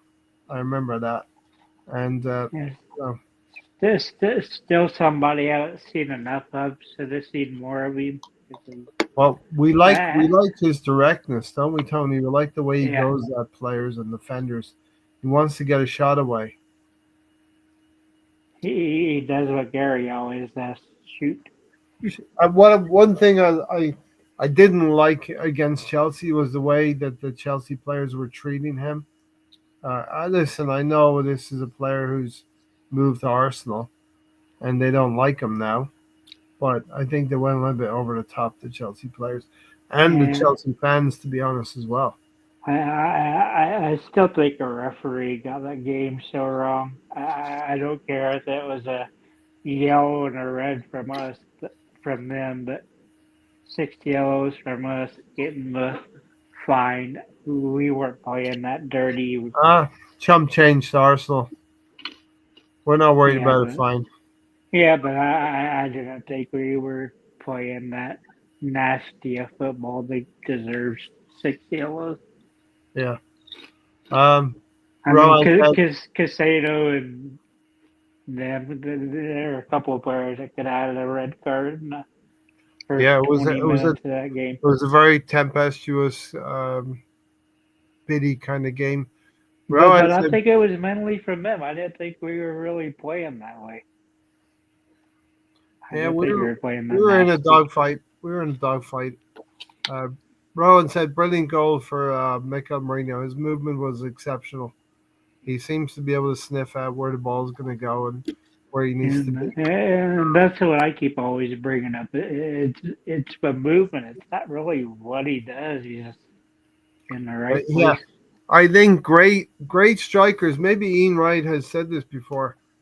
Half of the goal is your movement. If you put yourself in the right position and you anticipate where the ball is going to be, the other half is just getting the shot off and putting it on target.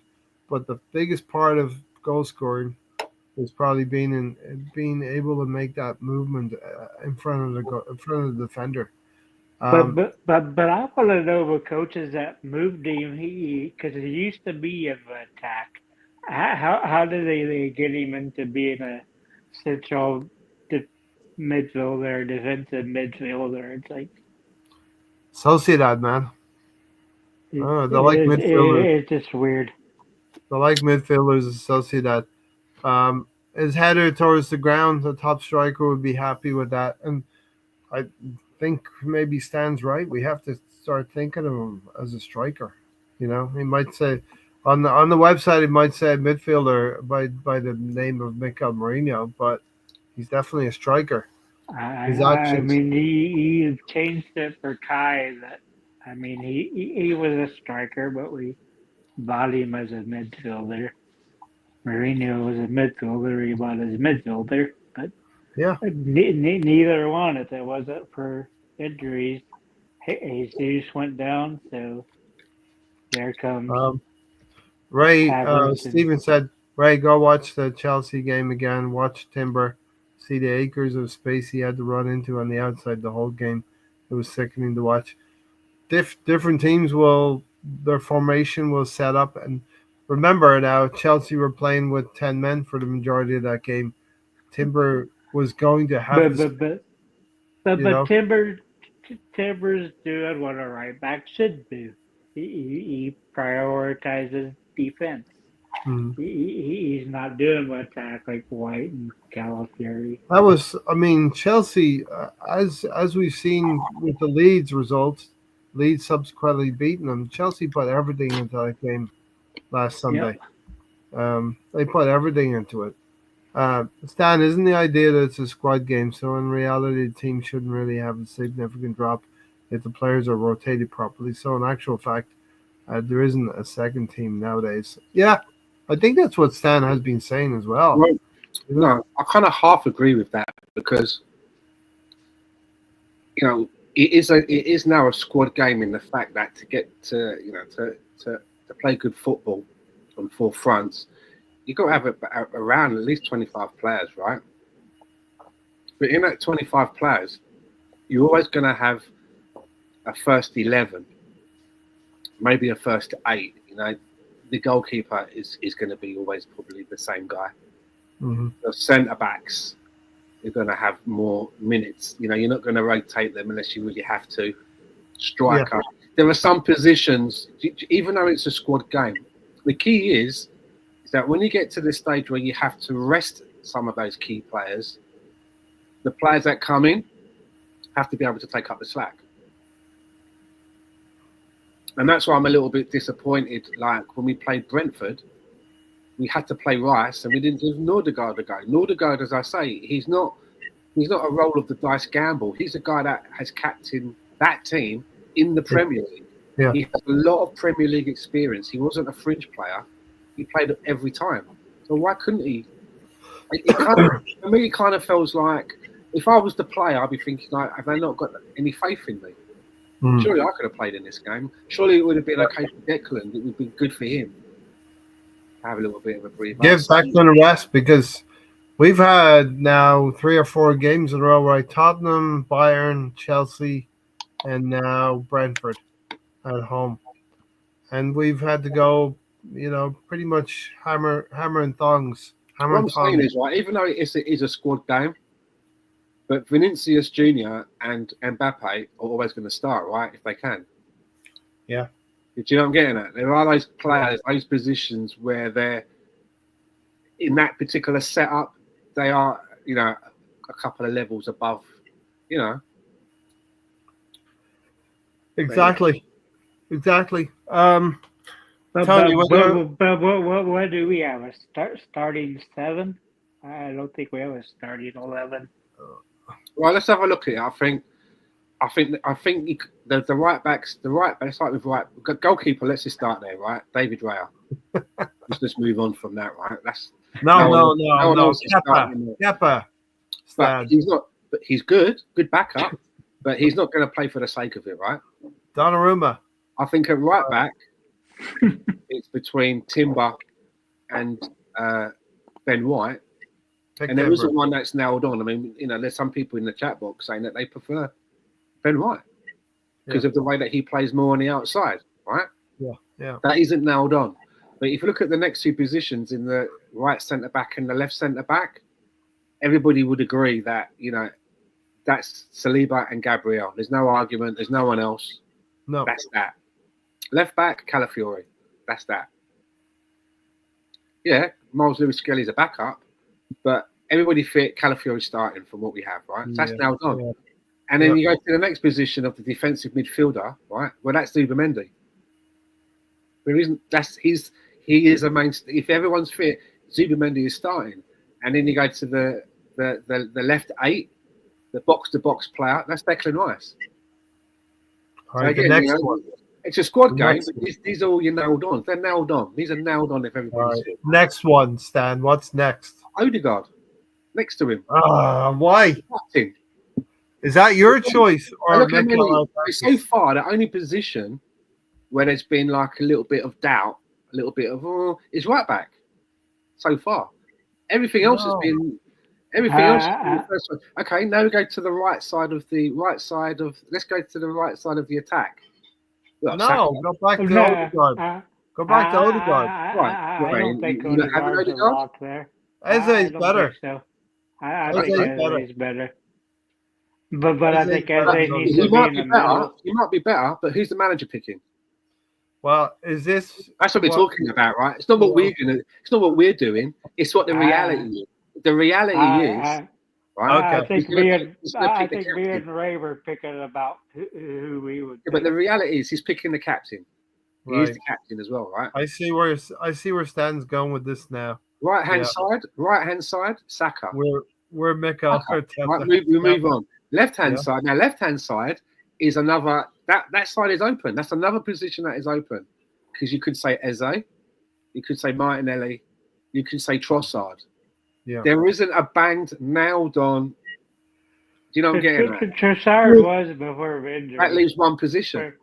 Right. That one position's the striker, and again, that's not nailed on either. Kai Havertz comes back. What do you think? It's not nailed, but it's not. There's no one nailed on yet. So there's only like 3 positions out of 11.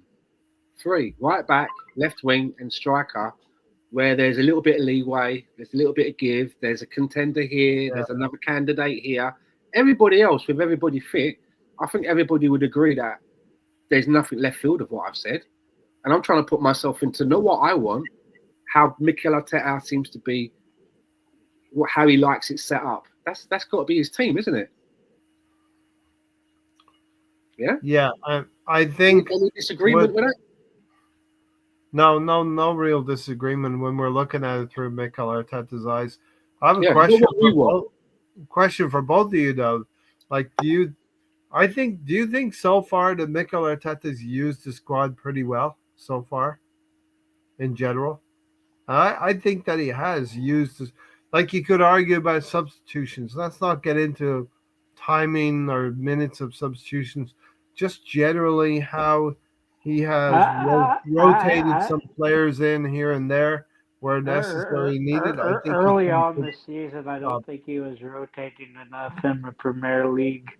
He's done well when you go to the Champions League and League Cup games. But Premier League, he still needs improvement there. This game, he got good except for Rice. Rice definitely needed a rest. Some of what I'm Spencer called for it last Monday. We're calling again for it this Monday. And we get Rice out there again instead of getting him rest where he could easily rest in that game. Yeah, I mean, some of what I'm saying is due to injuries, Odegaard's not featured so much. So Eze has come in. That was a necessity to play Eze. But I think Eze has played really well when given the chance. I think he's played a lot better than Odegaard. I think so too, Tony. I watched the first 60 minutes of that game. Odegaard's name wasn't talked about once. I would answer your question about if Mikel Arteta has handled the team and rotated with care. I would say that he has made some improvements. Yeah. But in one area where he hasn't, or he may have even regressed, I think because of the fact that I think the buying of Nordegaard, to me, should be better utilised. As I say, he's not someone that we brought over from another country who's got maybe a bit of he's an experienced player that has played in this league regularly. And not only has he played in the league, he's been the captain of the team. The captain, right? Yeah. So organisation, that means that, if he's fit, he's playing. He's not a bit part player. So surely, there are opportunities during this season so far where we've been doing very well in the game that Rice could have maybe been given more of a breather. and Nordegaard could have come in. But All right. If you does, see that Nordegaard's not up to it when he does come in on a consistent basis, that's a whole nother conversation. But all things do you being, think? I'm saying all things being equal, I think that Nordegaard has been underutilized when he's been fit. Because it could have given Rice more respite, and we wouldn't be in a position now where he may be injured or not, because he wouldn't have had to play so much. Because as I say, Nordegaard is from around the way. He knows the deal very much. So he has been a captain for a long time in this league. He's been to every single ground. He knows all the other opposition players. He's you know what I mean? This ain't his first rodeo. So why has that not been utilised? Same as Jorginho, right? Same as Jorginho. He's in that Jorginho group. I think because those weren't Arteta picks, I don't think that's who he would go out and buy. I don't think he's going out and buying that Norgard. So you think that rather than like us do everything that we can to win the league when we're in a good position, Mikel Arteta was thinking that wasn't my pick, that was Andre Burton. Therefore, I'm not using him. No. He still has his babies. I don't think that's what happens. There's a bigger picture here. There's a bigger picture. There's a much bigger picture. You're not playing players because he may not have been on the top of your shopping list. Do you know what I mean? Surely he would not want to. You would like to think that a player like Declan Rice, as key as he is, or a player like Saka, as key as they are, if you don't have to run them into the ground and you can take them out when you're doing very well in the game and put in someone capable, you will. Whether you like their cooking or their wife or not, if it's down to just playing the game, right? And why would you want to throw the player under the bus? If you don't like that player because he wasn't your pick, play him, and then when he fucks up and is no good, then you can say, "Well, I didn't want him anyway." Do it that way. But don't you find it weird that he hasn't won to him yet, Stan? I do. That's what I'm saying. That's what I'm saying. I'm saying that my biggest criticism this season of his handling of the players is that I think that when Nordegaard has been fit, he could have given a bit more of a breather to Declan Rice. Yeah, 100%. Oh, sorry, Zubimendi. Oh, sorry, and Rohan did say that Norgard was injured for a while. We recognize that. Injured for a while, but for the last half dozen games, he might have been available to play some games. We're looking at Rice and Zubimendi. Of course, it's a good. He doesn't look like he needs a rest, though. They play well together. It's a good partnership, and they're winning games. But you need to give Rice and Zubimendi some rotation. But Rice looks like he needs a rest. I mean, Zubimendi so far hasn't looked like he needs a rest. Yes, because of the type of player that they are. I think Zubimendi is the type of player who passes. He passes a lot. He's a little bit like a cultured midfielder. And Rice is the one who's going to chase that ball down and get it. We're the best out of possession team. Yeah, but right now he's the best midfielder in the world, and he's doing that box to box. Yeah. Doing all that hard work, and that's why he needs a rest. And they do it in different ways as well. Yeah. You know what I mean? Yeah, for sure. We got to get to.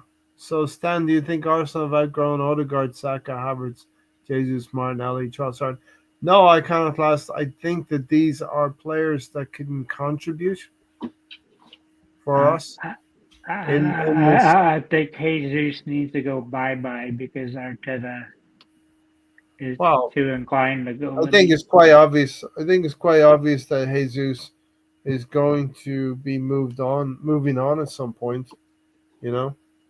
I mean, his contract's over at the end of the year, but I would sell him to Palmeiras. Still, if he's fully fit, you know, unless there's a window, I'm still happy to have him on the bench and maybe use him. He's still a very useful player. Yeah. But again, I would say that even if we did sell him, I'd like to see then that we replace him. But don't you think he wants some minutes? Maybe you sell Jesus. Maybe if you But, sell a but don't you Jesus, think he wants some minutes, Dan? well, what Give I'm him saying minutes, is, right, yeah. but if you sell a Jesus, the money that you could maybe make from him, and the money that you'd be saving on the wages, you could maybe do something like, well, you've got Merino, you've got Havertz, you've got Gyökeres. Why not move that guy, what's his name? Harriman Anus, the young striker, and move him into that area where he can be on the bench? Maybe an option. But do you know what I'm getting at? We've already got these experienced heads now. Why do we need to sell Jesus and spend that money on an outsider? And we've got 3 players that can play in that position. Why can't we maybe, blood this young guy and bring him in? Doesn't mean he has to start, but he could be that in emergency break glass sort of guy. He's one of our, how's he gonna learn, this Harriman and this guy? They obviously see something in him, right? Because he has had very, very rare cameos or been on the bench or whatever. So why not sell Jesus and give that place to him? Yeah, because he's kind of moved away from Bauman. He hasn't been picking him like he was. So, Max Thelman. yeah. So, want to get to the second goal then as well, and then we'll get to the Villa game. Norgard was injured for a while. For me, Odegaard was another casualty of Arteta ball. He's only getting just fit now.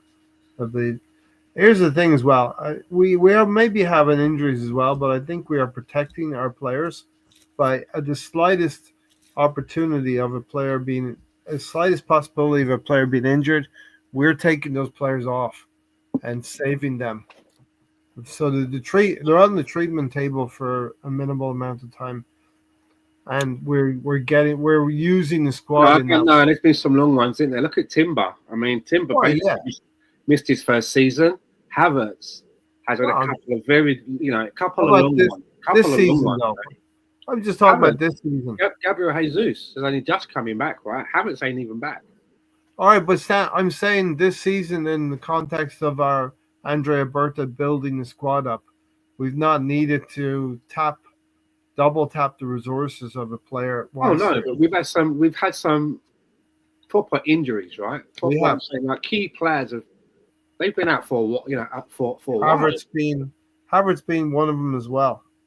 Even Jesus, we forget about this guy. He's still a capable player. He can still kick a ball. He can still score a goal. He's not totally devoid of it. And he's still a squad member as of this moment in time, right? He's still an asset that we can turn to if we need to. It's a great position. But as I say, I can't wait till Havertz comes back, because I'm interested to see how this manager works. I want to see if this is a manager that goes, well, yep, I've got to play the guy that earns the most wages to justify, or is he the guy that's like, I don't give a shit about any of that. I play the person that's in form, and the other people, they now have to earn it. And if they earn it, then they can. I'm interested to see how he handles these people, because you'll learn a lot about the man, right? How you handle your squad. So far, he gives the impression that it is a lot about earning it, So I'm interested to see what happens now, because Jesus is not paid shy money either. Jesus is on big wedge. So is Havertz, right? Yeah. So it's going to be interesting to see how his mind works. I kind of disagree there, because you have Skelly that didn't do anything wrong last year. Nothing to show that being benched only playing like 160 minutes this season when he started 20 plus games last season. But Calafiori was injured for a lot of the time, right? Lewis Skelly was in the right place at the right time to get a lot of those minutes, because Calafiori was buckled. I thought Calafiori looked awful every time he played last season, because he couldn't do any defense. That escalated quickly. Yes, indeed. I think there's been a period of time, for quite a long period of time this season, well, I would say overall, on a consistent basis, Calafiori has to be up there on a podium position to be player of the season at this moment in time. I'm not Yeah, saying it's the only one. I'm not saying it's clear. we have candidates You know, for if you sure. have to have some candidates, he's definitely in the argument. Definitely in the. There's a case. A really good lawyer, better than me, could probably win him a case, right? Yeah. The guy that OJ would Right. definitely get Calafiori to be because See, it's an easier case. He's done very well. we do Stephen, have a lawyer in good Lodge. luck, We do Stephen. have Safe Rohan. travels. Thanks for being here, Stephen. Good luck, safe travels. We do have Rohan with us. Cheers, Stephen. Listen, unfortunately, let's see. Zubimendi is a very intelligent player who doesn't need to run as much as Rice, which is why Zubimendi looks fresher. Rice covers much more ground. Yeah, I agreed. think Rice just loves running around, marauding all over the place. And you've seen him. It reminds me a lot of Vieira. You've seen, in the way that you can see him pick up the ball and he gobbles up a lot of ground with the ball. We've seen him in a couple of games. American football, he gets you a lot of them yards that they pine so much, right? And he's given a couple of those challenges that are like hurrah challenges. He gets up and he does the gesture to the crowd. He wants the crowd to get into it because he's gone into a crunching tackle. He loves those tackles. Zubimendi could just pass 95% success rate all day long. Zubimendi keeps the ball. And for Zubimendi, I mean, he's had some shoes to fill because, just as an Arsenal player, Thomas Partey, was quite revered by a lot of people. Yeah. And this brings me back to what I said earlier on in the podcast when I said that I'm at this stage where I don't cling to players. I don't care if you want to sell that player, just sell him. But as I say, my caveat is that the person that comes in has to be better, and they've done that with Thomas Partey.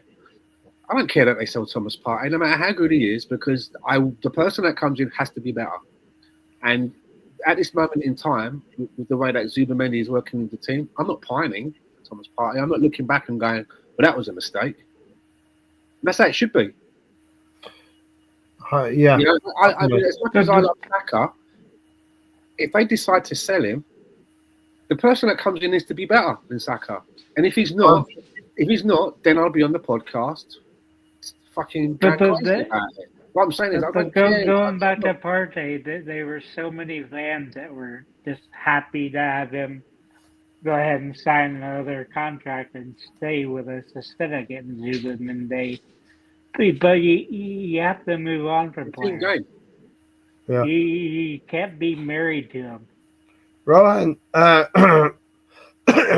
said, unfortunately, Mikel Merino hasn't had the opportunity to use the whole squad. Players keep dropping like flies. Yeah. Like Stan, Rohan is excited and maybe intrigued to see. Intrigued might be the word to see the mostly fit squad. Internationals might not make the match day squad. Interesting. It will be interesting to see when we get 22 to 24 fully fit players. Decisions between Havertz and Gyökeres, Eze and Odegaard will be interesting in the big games, especially. He's not pick Odegaard. No. And that's not who he should pick. For me, I think the player that's been most missed for me this season, I think that had that player been around, I'm not saying that we would have won more games, but maybe like how we would have won those games would have looked different. I think Havertz, for me. That's interesting, right? Because he's got so much more to offer this team. A couple of seasons ago, everybody had question marks about Kai Havertz when he came from Chelsea to Arsenal. Because he was terrible in the midfield for us, right? Mm-hmm. Terrible. He got 15 goals for us when he was out for ages. I think, remember he got nubbed, he got stopped. Had he carried on, he could score goals. And he's a handful. And he's a talent. Okay. And he's probably up, hasn't he? We will be getting to the Villa preview very soon as we're coming into the But who do you think Arteta would pick first? Do you think third he's picking hour. Marino or Havertz? I think you go back to Havertz. I think he'd like to pick Havertz if he could. Yeah, Havertz. I even feel because Gyökeres has not set the world on fire. Havertz could be considered his number one striker right now. And what's important is the transfer fee of Gyökeres and Havertz is roughly the same amount.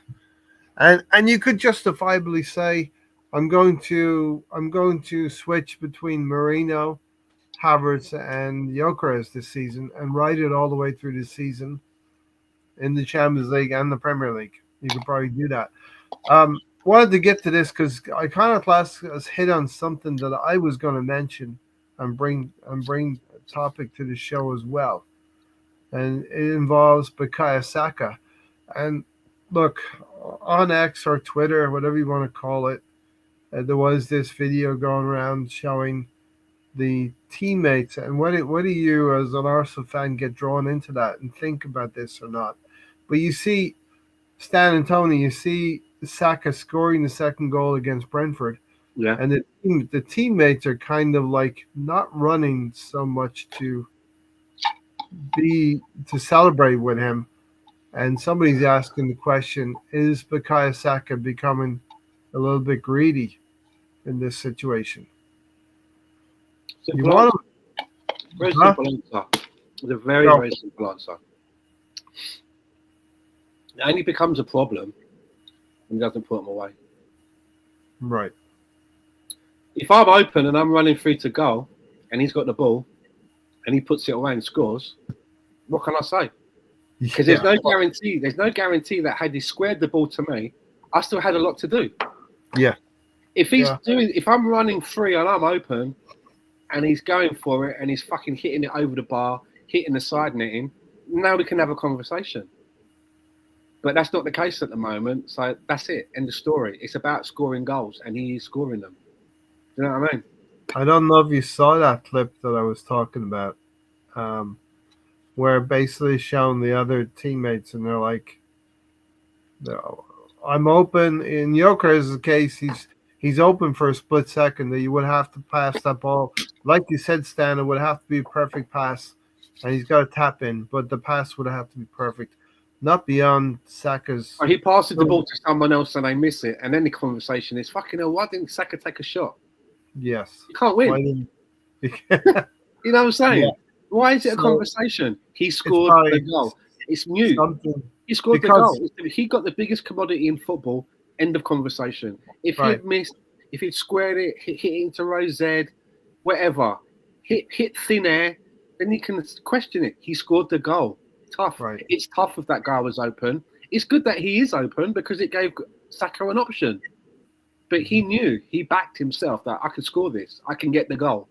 And that's, as a manager, that's what I want. And scoring the second... It's not a problem for me if I'm the manager. Scoring the second goal, just on the heels of added time, and Arsenal fans everywhere have that... Starboy for fucking nothing. I mean, give the guy a break. We have that relief, right? We have that relief of it's 2-0. We have the points sealed. Hang on. Is anybody else saying Messi should have squared there? I mean, they're not. Salah should have squared it there. He was open. No. He scored. He done what he does. That's what these people do. They are goal scorers. They're craven. Stanley is trying to do it. He's fucking craven. He's not giving up. Trying to do it the I'm the star attitude, says Iconoclast. The moment they can't do that though, then we can have a conversation. That's how it is. What are you gonna do? You run an office and you're like, why is that guy getting all the sales? What are we gonna do? Ask him to not get as many sales because the others feel a bit bad. It's up to you to get more sales than him. It's as simple as that. Throw one to me. Exactly. Havertz is better than Gyökeres for Mikel Merino, says Rohan. I tend to agree with that. We'll see if Havertz can come in and start scoring. Jesus is for the cups. Mikel Merino didn't even include him in the Champions League Cup. Yeah, I agree. Jesus come back in time for the Carabao Cup on the 23rd of December and the FA Cup on the heels of the new year. So there we go. Tony, what's your take on that? You know, Rohan saying it was an easy square ball. Look for the ball to go and the goalkeeper mistake, but it's goal. End of. That's last part. End of last part. It wasn't that. It was a split second easy square ball. If you look at it again, I think the defender is right on top of We got the Gyökeres. best outcome. And Kind of fucking charity. This is, we got the So best what- outcome. So what you're asking, I guarantee you now, we haven't got a time machine. What if he'd done all of that and then it got fucked up? The goalie saved it. well, here's then the thing. Then I guarantee you, people were going, fucking hell, we're paying Saka all this money and he's not taking his chances. He's giving a script. Do you know what I mean? Why is he trying to? Why isn't he doing it? He's supposed to. He cannot win. Which is the fastest route to goal? Michael Jackson's getting too many. What's his name? Michael Jackson. Michael Jordan. He keeps scoring all the time. He keeps slam dunking it. Well, I'm sorry. That's what I want him to do. I'm not going to tell him to do less because y'all are feeling a bit fucking left out. Do less, Saka. Stan, the fastest route to goal is the shot, not the pass. The fastest route to goal is the shot. Take the shot.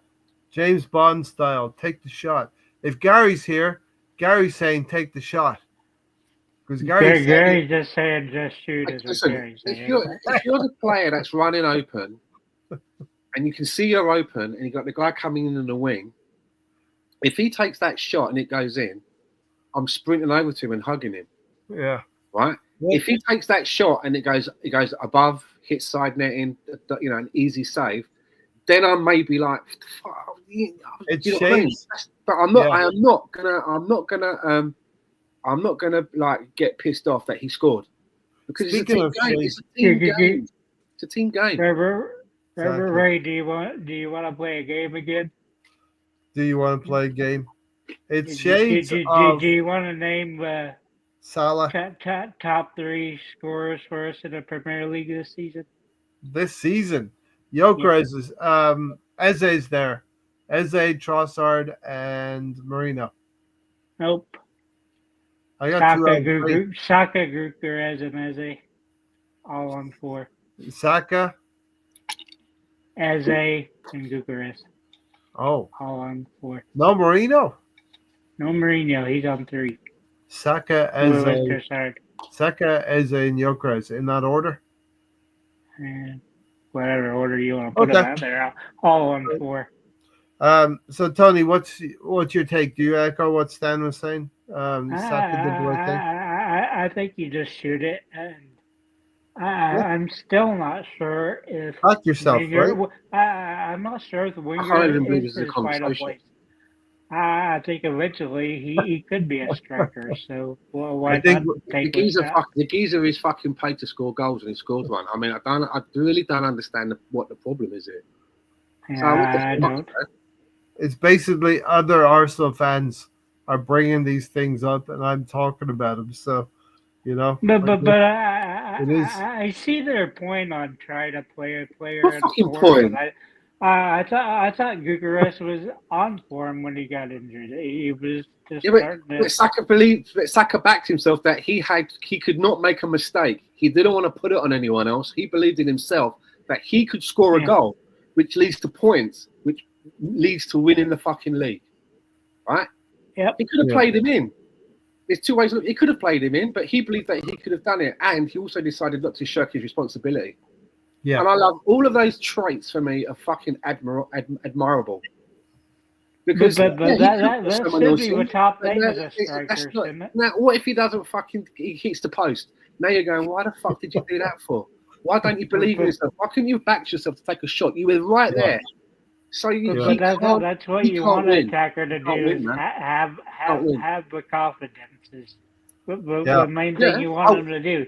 That's what I want them to believe they're that scorer when they take it. That's what I want players to do. That's what Maradona did. That's what Cristiano Ronaldo does. Messi. What I'm trying to say is these great players, they back themselves because they know that I can do this. They don't even second think it. And Saka is getting himself into those places where he's not thinking, should I do this? Should I pass? And before you know it, the moment's gone. He's like, nope, here you go. Have some of that, you cunt. Bosh, goal. Love it. That could be a winning goal. That could be a goal that gets the second goal when you're 1-1. That's what he can do. He can win you the games. It's like the goals that Trossard gives to every one of them. Just like exactly. Excellent. This is the luxury. We're literally eating caviar. We're lying on We're lying on a chaise lounge, right? There's someone feeding grapes into our mouth, and we're going, I'm not quite sure that we're scoring the right type of goals here at Arsenal. Nibble, nibble, grapes, nibble, nibble. That's where we are. But fine, I'll take it. We've never had it so good, Stan. I think No. in the last 7 or 8 seasons, we've never had it so good. We might have been 6 and 7 or 8 points clear, but we always had that. We've got so little to talk about. It's not the goals that we're scoring; it's how we're scoring them. I mean, as Rohan said, I love the first 3 words from Rohan here. Things are so good. Things are so good that we complain about how we scored a goal we scored. What a time to be an Arsenal fan. Exactly. Brilliant. We're here. If this is the kind of debate that we're going to keep having, I'm all for it because that means that we're doing something right. We're like newspaper editors. We have to fill the column inches. You have to find something to critique. We have to find something to critique, and we still have an open forum in terms of who was Tony calling in the green room before we pressed the start button, before the curtains went down. You know what I mean? My midnight surprises, right? What did you call it? My midnight what? Your midnight sojourn.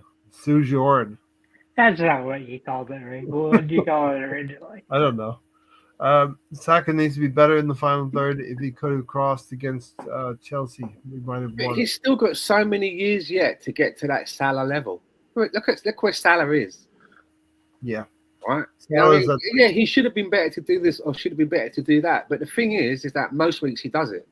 There's going to be times when he don't get it right.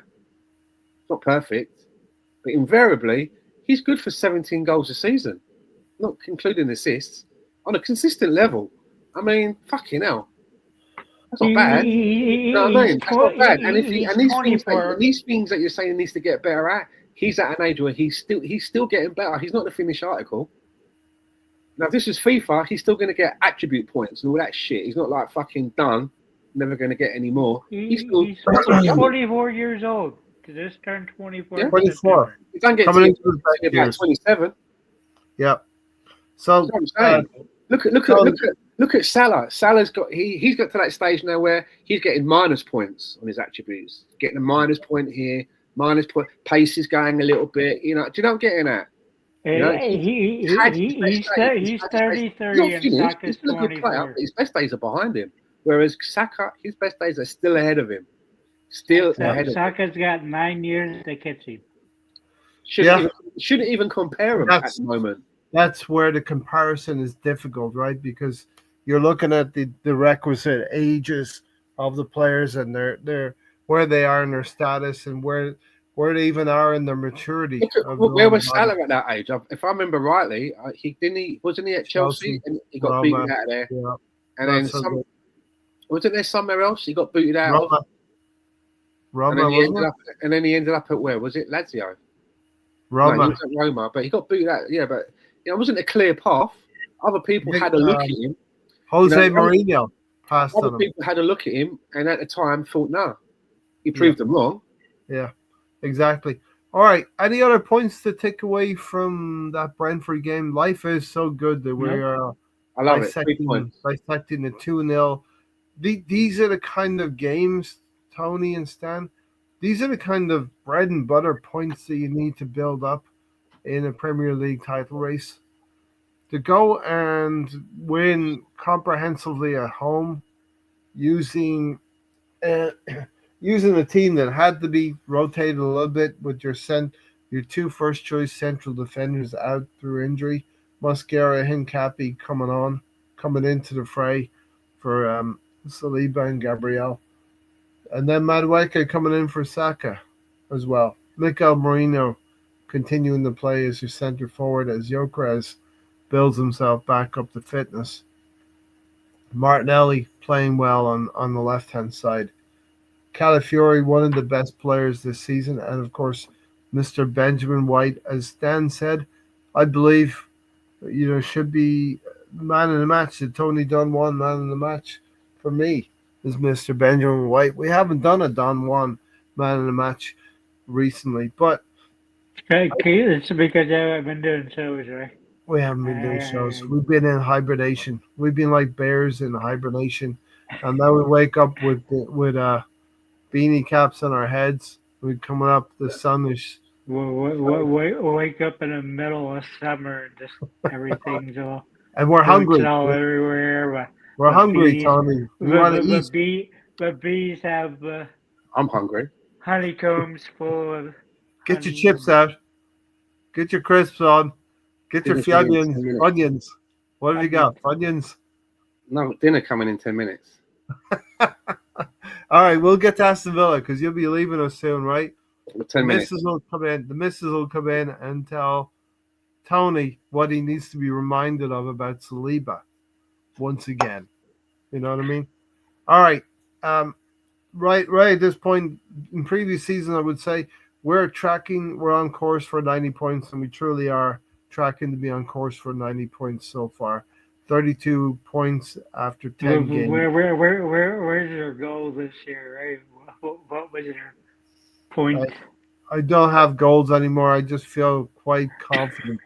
You know, when you know you're gonna hit the budget, you're gonna bust through the budget, and that's it, right? So I might have looked distracted about 10 or 15 minutes ago. I turned the camera off whilst you were talking about Mikel Merino. And that was whilst I compiled Aston Villa's recent records and what they've been doing this season, because Aston Villa is coming up on Saturday for us. Stan, you opened up by saying we're really good, and we're 16 or 17 games unbeaten. 18. 18, even better. Aston Villa will represent a real stumbling block for us, a speed hump. Do you remember when I said earlier about when we were going up against Chelsea? I said, is there that team that, even though we might win the league, there's that one team that can get the better of us? And I was thinking maybe it's Chelsea, because on their day they can have a good game, and then totally lose the next one to a team they should beat. Yeah. And it wasn't so. We got something out of that game. So I was thinking to myself, maybe it could be Aston Villa. Yes. Because it does seem that, when we've gone against them since Unai Emery's been the manager, they've been quite difficult for us. We've had very, very difficult games. They've been very, very difficult for us. Yeah. And I don't know whether it's just like a coincidence. It's like, there's an added little bit of spice that the team is now being managed by the guy that was at the helm of Arsenal. And I don't know what he says to them. I don't know what it is, but they seem to play well. He seems to, be able to frustrate us, and a lot of the time as well, come away from the game with something. So, it's one of the biggest cliches in podcasting is when they go, so we're up against the blah, blah, probably our most important game every week. Every week is the most important game. It was Chelsea last week. Now this one's very important. We need another most important game. We need another 3 points, and it's quite easy to see that the teams that are considered our rivals, they're the ones that are. If you're looking at odds, surely those teams are more likely to lose stupid points at the moment than we are. Mm-hmm. And every weekend we've got an opportunity to gain a little bit more, while these other teams lose stupid points. Yeah. To be fair, that possibility is with us. To be fair to Ray did say 3 or 4 games ago to look out for Aston Villa. I did. And I wanted Aston Villa to beat Brighton because somehow Gary's theory is, or maybe mine, a team that has just won is less hungrier in the next game. But they're going to play at home. Isn't it crazy in this little short amount of time that Unai's the most winningest Premier League manager for Villa? For Aston Villa, yes. There's levels to this, Did this in a short amount of time. Yeah. 52 wins. Sunderland had proved to be a difficult team for all of the teams, right? So they go to the Etihad after we play Aston Villa. So Manchester City get to play after us, and they're playing at home to Sunderland, who have been a difficult team, right? We don't want them to crack. We don't want them to crack a Man City, Stan and Tony. We want Sunderland to continue to be a stubborn opponent. But Aston Villa at home, Stan, you're going to be leaving us soon, so we should get your take on Aston Villa. And they've won the last 4 games, beaten Brighton, Wolverhampton Wanderers, Leeds, and Bournemouth.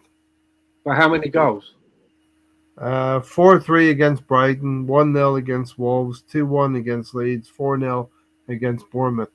And then they lost to Liverpool somehow. See, the thing is, Anfield. like, you know that if you're going to play Arsenal, our defence is just has to worry oppositions. So you have to be playing a different way.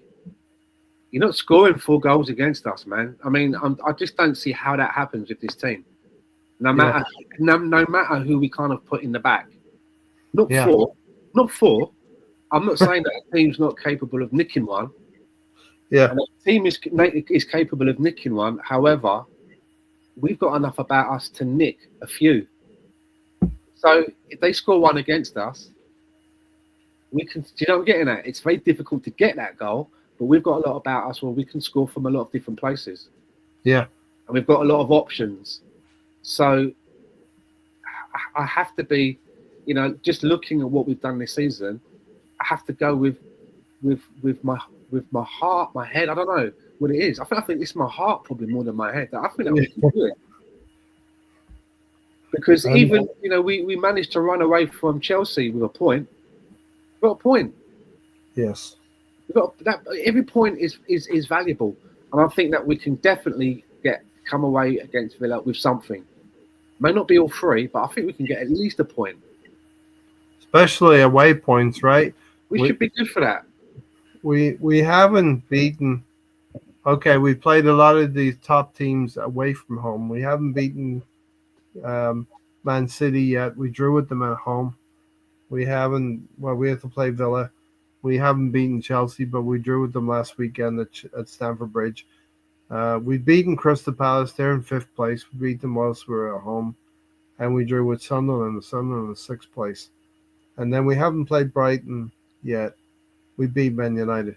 I guess what we're trying to say here is this would be another tough away game in our calendar. So any of these tough away fixtures, if we can pick up points in, they're going to be very, very welcome points. But we do recognize that they have won 7 out of the last 8 games, Tony. They've beaten Man City at their place as well. And in a direct title, Tony, if we were to lose at Aston Villa, and Stan is making a very good case that we could probably win this game, it wouldn't be the worst thing in the world if we were to lose, because City had lost there earlier in the season as well. Yeah, but the only way City win now is if they can score more than you, because then it goes in. Yeah.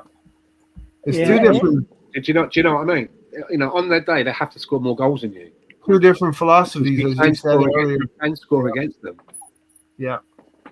As you said earlier, and the defenses can sometimes win championships, can win the league for you, And one other thing, Stan, before you go, I know you're going to go very soon.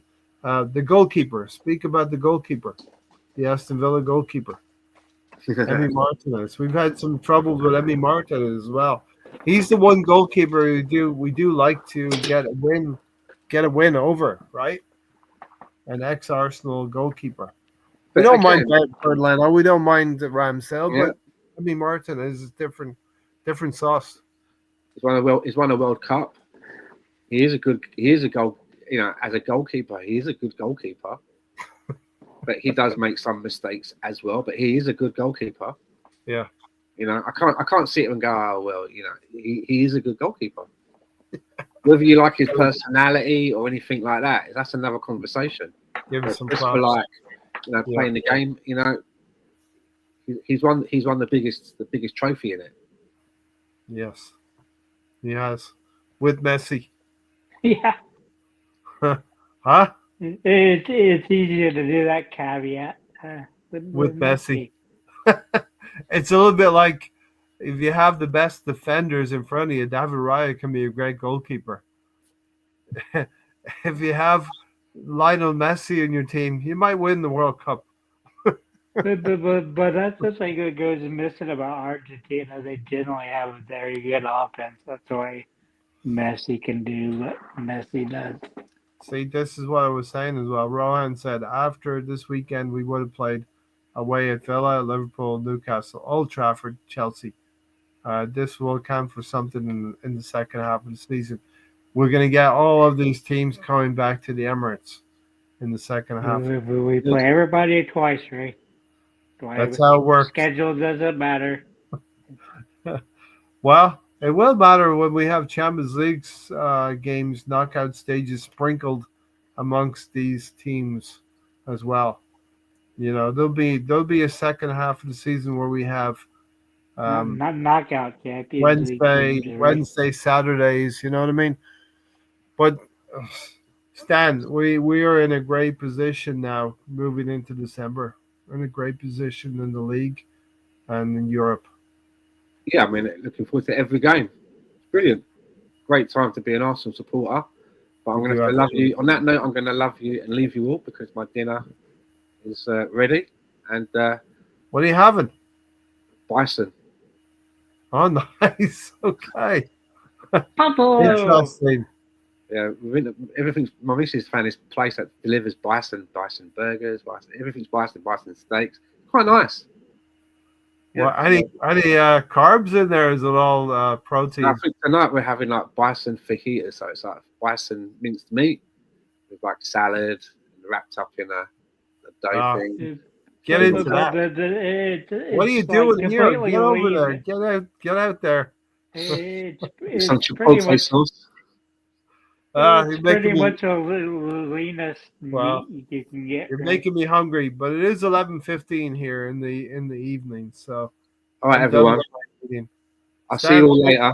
I wish everybody a good week. Enjoy eating one of Ted Turner's buffaloes. Enjoy. I hope that the next time we come back next Thursday, we've got an even, a bigger lead, more points. Yeah, come on, Granit Xhaka. Sunderland, Granit Xhaka, combined with, Mikel Merino, the brace once again. Who knows? It could happen, right? Check in on Gary. It's not looking good for Gary right now. What to a score now, right? They had pulled within 3 points, and Detroit Lions had scored again, so it's 37-27.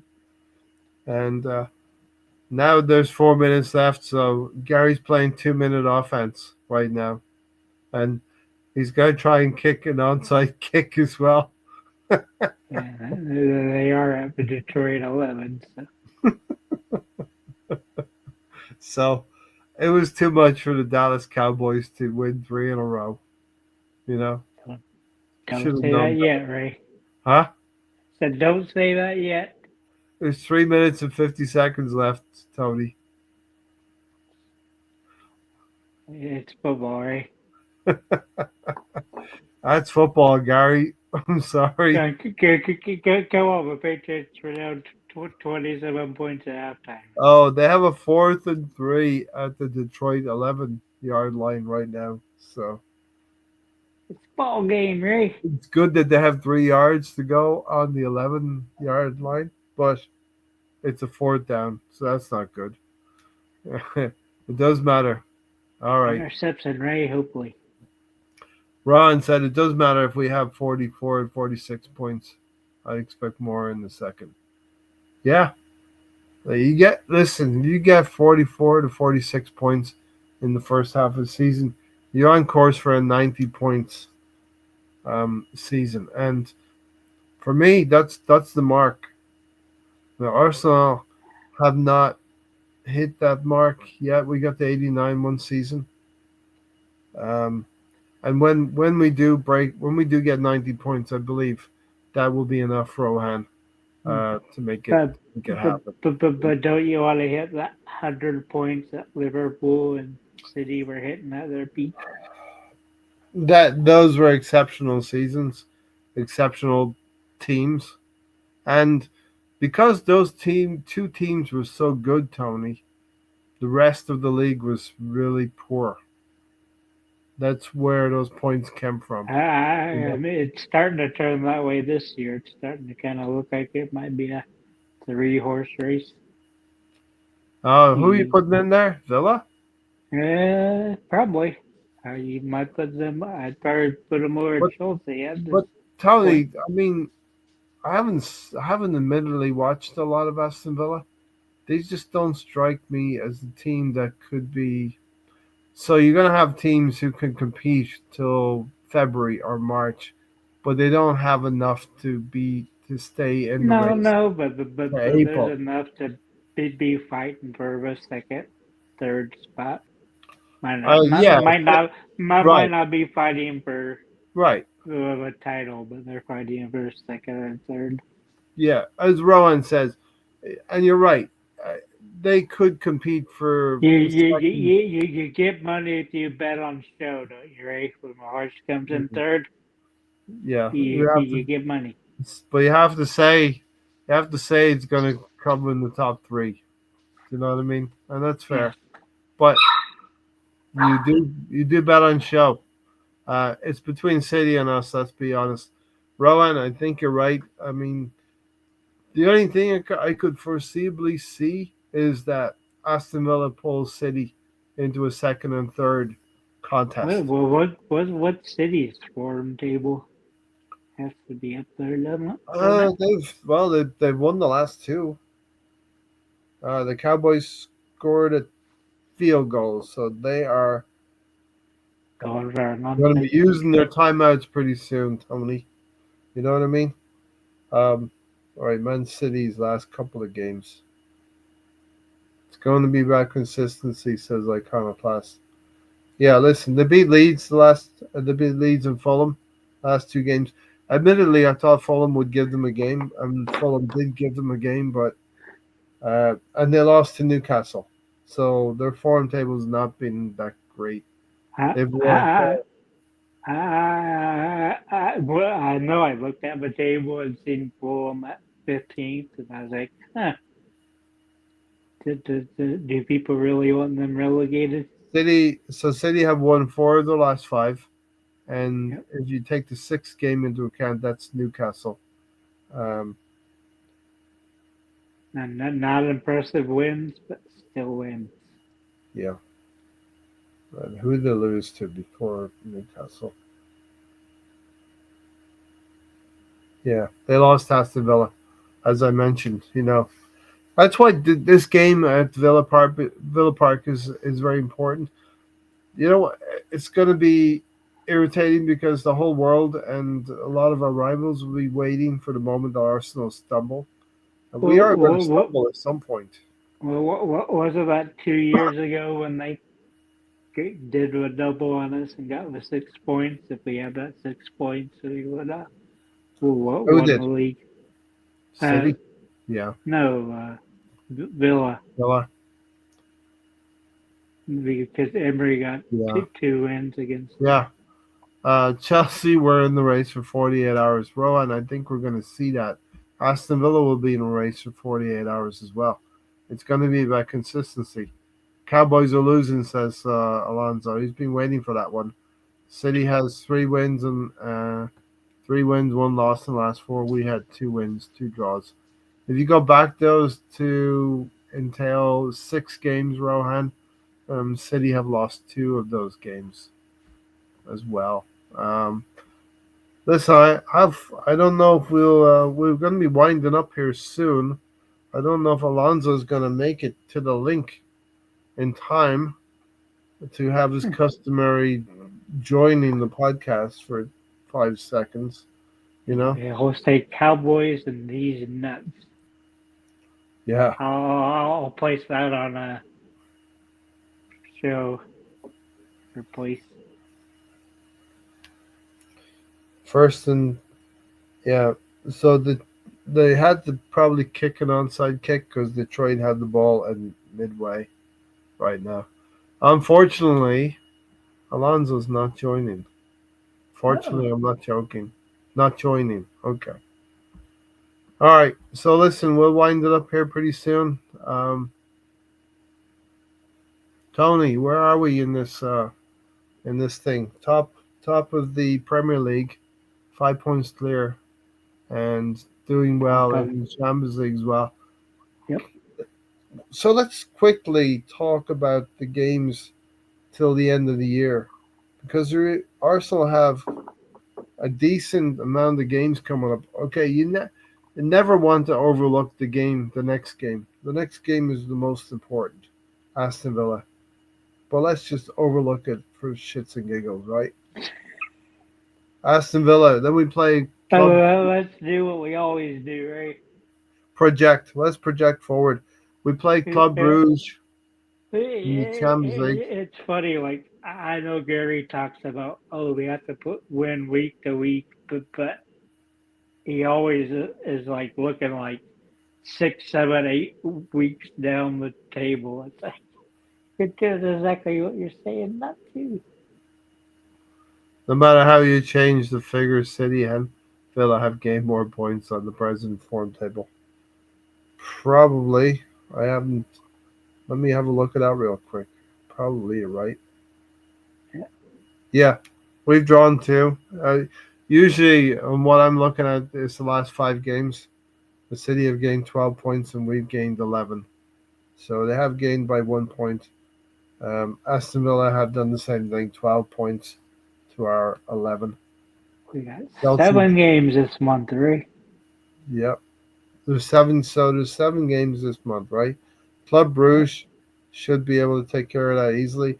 And then we play at home to Wolves, a Wolves team that plays hard but loses in the end.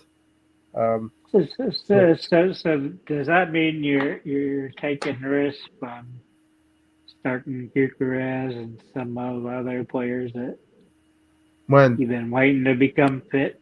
take a risk where? Saturday, since you have Bruges afterwards. Well, we have Bruges afterwards. I think we have to go with the likes of Mikel Merino, players who are match fit at Aston Villa. I don't think Mikel Merino is lacking in the physical sense either. So I think Aston Villa will be physical, strong, and fast against us. Um, Club Brugge, we should beat them. Wolves, we should beat them. December 20th, Tony, we go to. It's not Goodison Park. It's something like the Wilkinson Stadium or whatever the hell they call it up there. But a difficult fixture. Everton are a tough team to play. And then we have the rearranged fixture for the Carabao Cup. It's a quarterfinal, and it's against a stubborn opponent in um, Crystal Palace. It's not at Selhurst Park. It's at Crystal Palace. Iconoclast said he's talking about the Premiership only and not the cups. Um, Charles is here. Come on, Emery has gotten the better of Mikel twice now after that Jorginho Martinez show. Trust Mikel should have an answer this time. Look who's joined the stage. It's Alonso, who said he would not be joining. Well, I figured I'd make a guest appearance. Tony was going to come on. Get Tony the Tigers here. Yeah, so we got Everton away, and then we got the Crystal Palace at home in the Carabao Cup final or quarterfinal. Hopefully, we're talking about a cup final, a Carabao Cup final. Sometimes an early or a late winter cup final in February can be tricky for a team. It's 44-30, right? What? 44-30. Interception, probably, right? No, it was a rushing touchdown, Gibbs. That's it. Sorry, Gary. Three in a row is not going to happen. And then we finished the season with, because Cowboys are like the Spurs of football. Arsenal. Gary may not like me for saying that. Arsenal. Hey, Ray, tell it how it is, man. Tell it how it is. They're the Tottenham of football.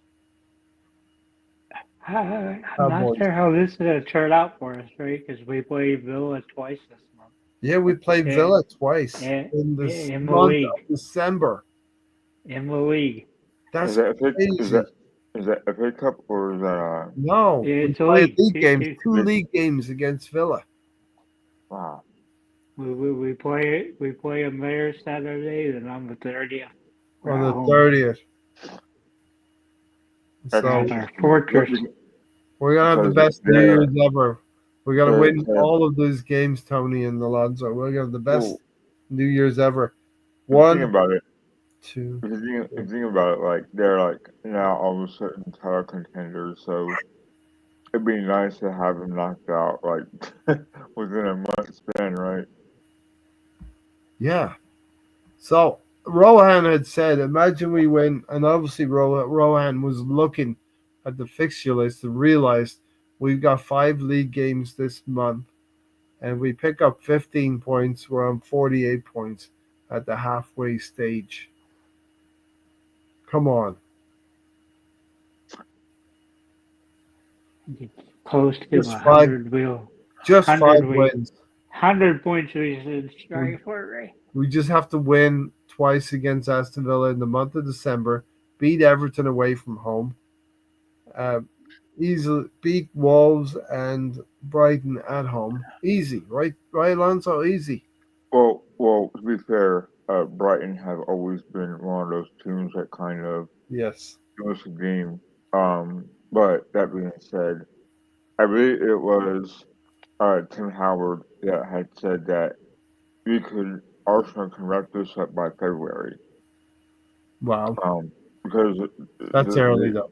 yeah, it is. But that being said, that would be quite remarkable if that were the case. It'd be hard to do, but given the fact that the gap is at 5 points, right? Gap is 5. Yeah. I mean, City to me are always going to be that team that gives us problems, or at least Formidable. be up there. Yeah. So, but I don't know. I think before I think when Holland gets hurt, because he will get hurt.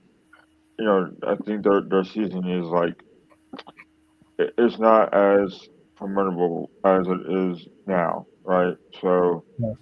but that doesn't mean we should pump the brakes. We should just keep on going for it and not stop because I don't know what Declan Rice's injury is or if it even is that major, but it seems like Mascara's injury is worse than what Rice is.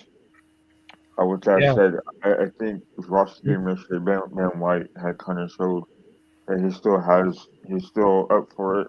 Whether it be center back or right back. The Mosquera injury seemed kind of weird. He was just jumping for a challenge and he came down and landed Hmm. on his own feet. So hopefully it's a precautionary measure that we were taking. Uh, Iconoclast said, question, you think Arteta can handle the pressure games? I mean, we'll find out Saturday morning. It's going to be, yeah, Saturday's going to be a big one, right, Alonso? Yeah, because like I said, like Aston Villa are all of a sudden doing pretty well for themselves. Um, and Emery, no matter how bad he was at Arsenal, he I guess learned from his past mistakes and has that team playing well. Um, and like Villa, like Brighton, they always play us really hard. Um, and for some reason, I don't know, Jamie McKinn, um, has always been the guy that always gives us fits. Yeah, Scottish bastard. But McGinn. yeah, McGinn. So yeah, he always gives us fits, and he's a good captain for them. And Ollie Watkins as well is a good player still. So yeah, they're a well-oiled machine, and Matty Cash is always a player that I always thought very highly of at Villa. Um, so yeah, it's gonna be a tough game, I think. We need Declan against Villa. in Premier League. That's for sure. They only changed. That'll be hard to digest. Rest. I mean, rotation doesn't matter that much.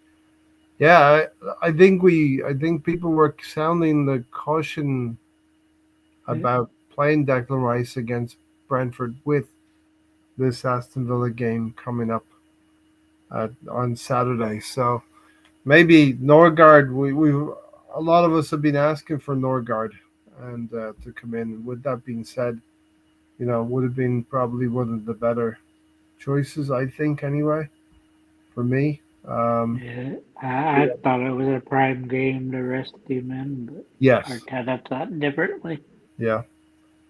Listen, as somebody said earlier in the podcast, important to get that win after drawing at Stamford Bridge because you don't want to start adding a draw to a draw. You want to Mhm. maintain at least 4 points every 2 games, which we've been doing. We draw at Sunderland, we beat Tottenham. We draw at Stamford Bridge, we beat Brentford. And that's kind of now we need to start attaching some W's together. Some W's together.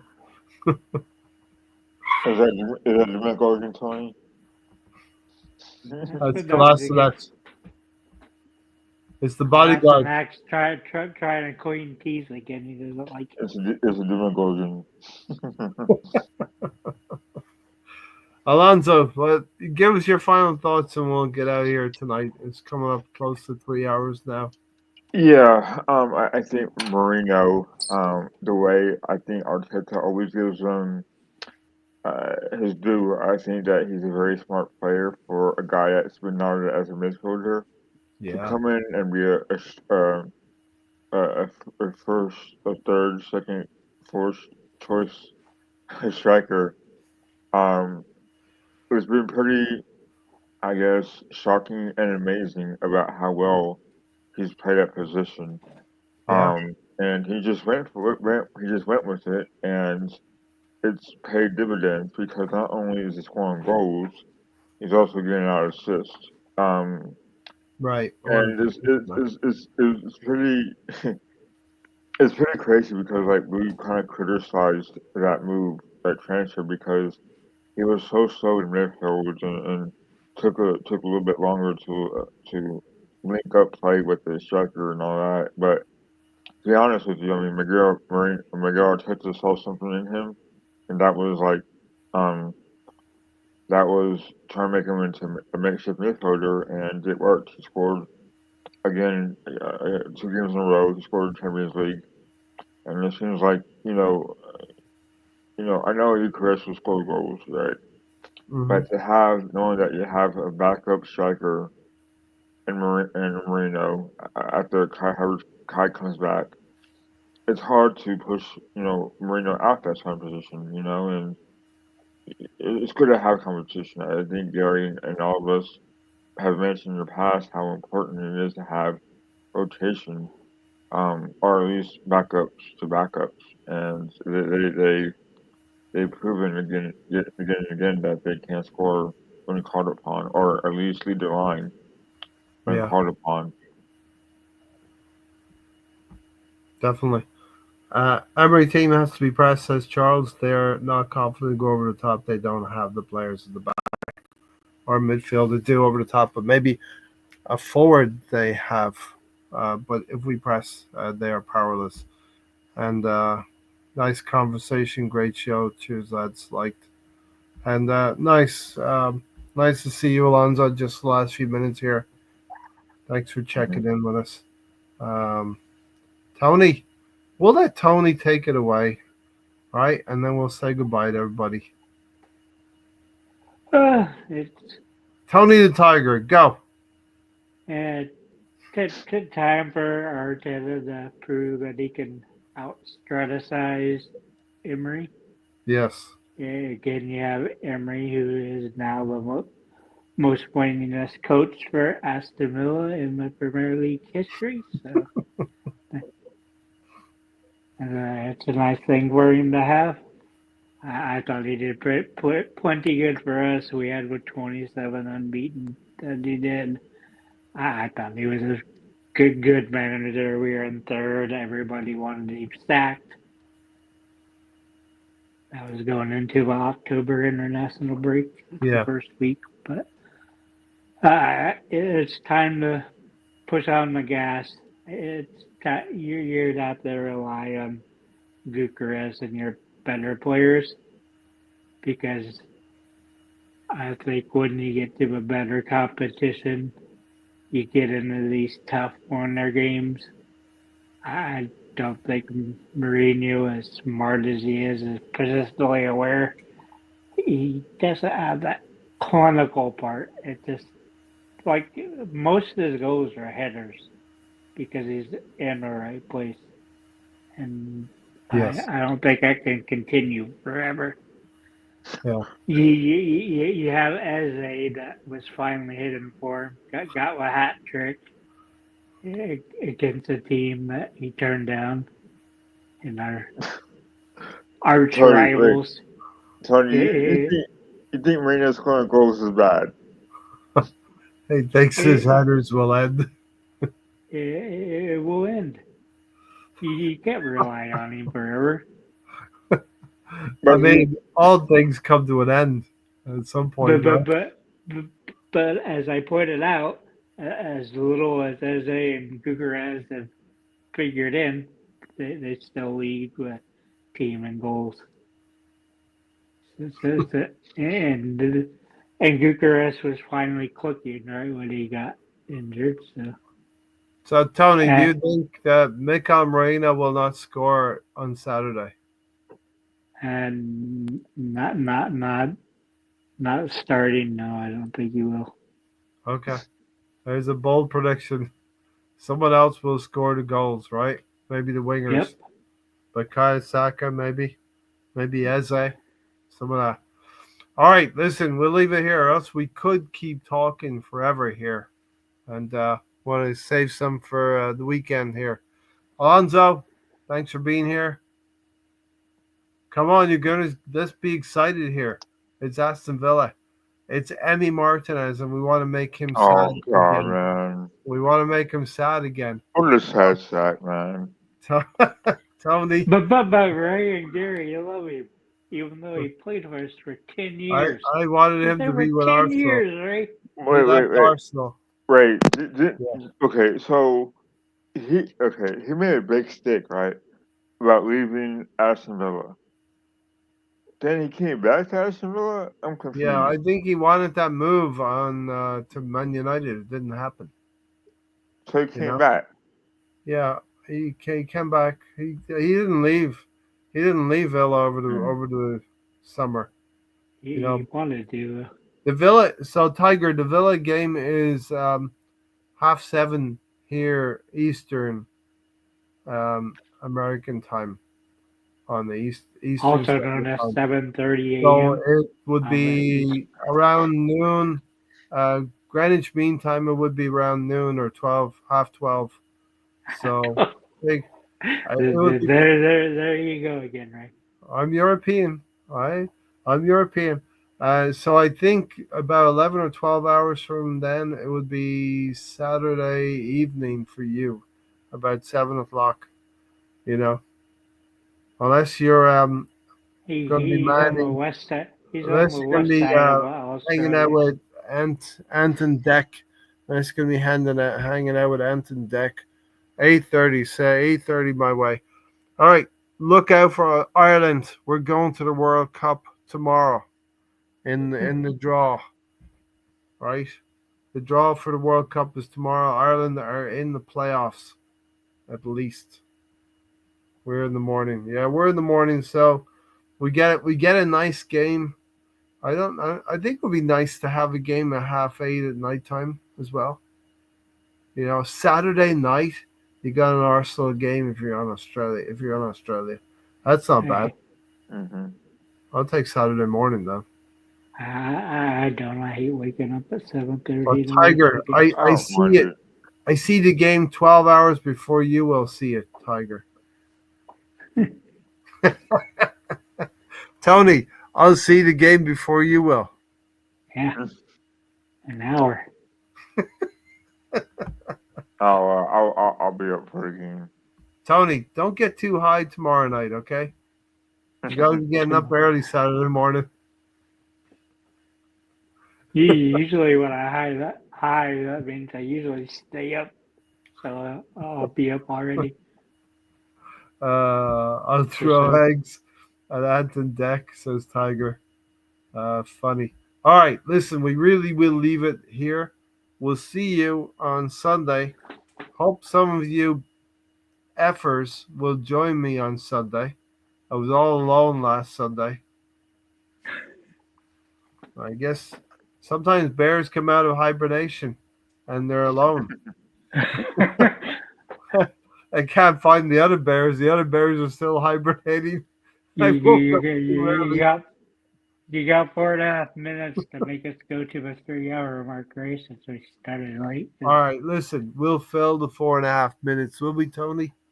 Yeah. Alonzo, who was I talking to before we went live? But delay the show because Ray came in. I had Right, so I had my Alonzo, volume muted. when I came in the green room and his volume was muted, he was on his cell phone talking to somebody. Who was he talking to, Alonzo? Wow. One of his girlfriends. One of his nurse friends. He's got talking a sponge bath coming up at midnight. Midnight. Oh, he's probably talking to his roommate he has in the basement. Yes. There's a phone. There's a phone in the basement, and they were calling him for food. The first 4 letters are VLAD. You right. can fill in the rest, right? So Tony was calling his comrades from Russia. Comrade Vladimir. Comrade Tony, where's your vodka? Where's your vodka? It's all empty. It's all empty. It is all empty. Comrade Tony's son. I'll show you the best vodka there is, right? Tony was that movie Enemy at the Gates. He was a sniper in the 1940s. Trying to escape Stalingrad. Here's the best vodka you can find, right? Yes. Is that handcrafted, blown glass, sweetest vodka. Is that shit from Moscow, Tony? It's from Sweden. If you pay attention. Nice. I don't have a bottle with me, Tony. I can't tell.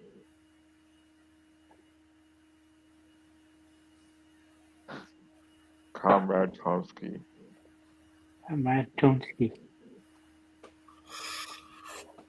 Maybe Ray was asking the wrong question of who Tony was talking to. It wasn't Tony. What we got left? 2 minutes, Tony?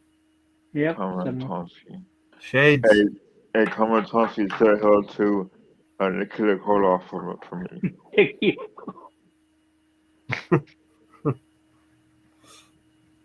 Could do that. Oh, thanks.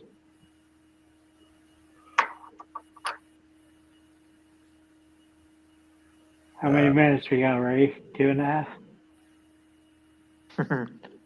So did Stan ever make an appearance? He's eating bison right now. He's eating buffalo right now. Oh, so he was on. Buffalo. So he was on. Okay. Yes, he was here. And he just say, "Talk later, lads. I gotta go." Okay. Yeah. I mean, he's like, dinner's gonna be here in 10 minutes. Yeah, if you're gonna have like a bison or buffalo tacos. Was he like, my missus is here? I Yeah. gotta go, lads. Yes, score prediction, Tiger and Gunnar. That's a good question. He's gonna go 2-0. I'm gonna go 3-2. I say 3-1. I say Ben White Eze, and Udegaard, aka Bud White. Udeboard. Yeah, 20 Nice. corner. He almost scored. Tony, you got 30 seconds for your prediction. 3-2. 3-2. You mirrored mine. What's Gary's Yep. prediction, Tony? Gary's will be 2-1. But Gary tickets would be 8-2 because he wants everybody to shoot. Everybody shoot. All right. Hey, 3 hours, you fulfilled my We made contract, it. right? Dallas Cowboys lost 44-30. All right. We're out of here. 3 hours. Take care, everyone. Good See you night. Sunday. See you Sunday. Love you.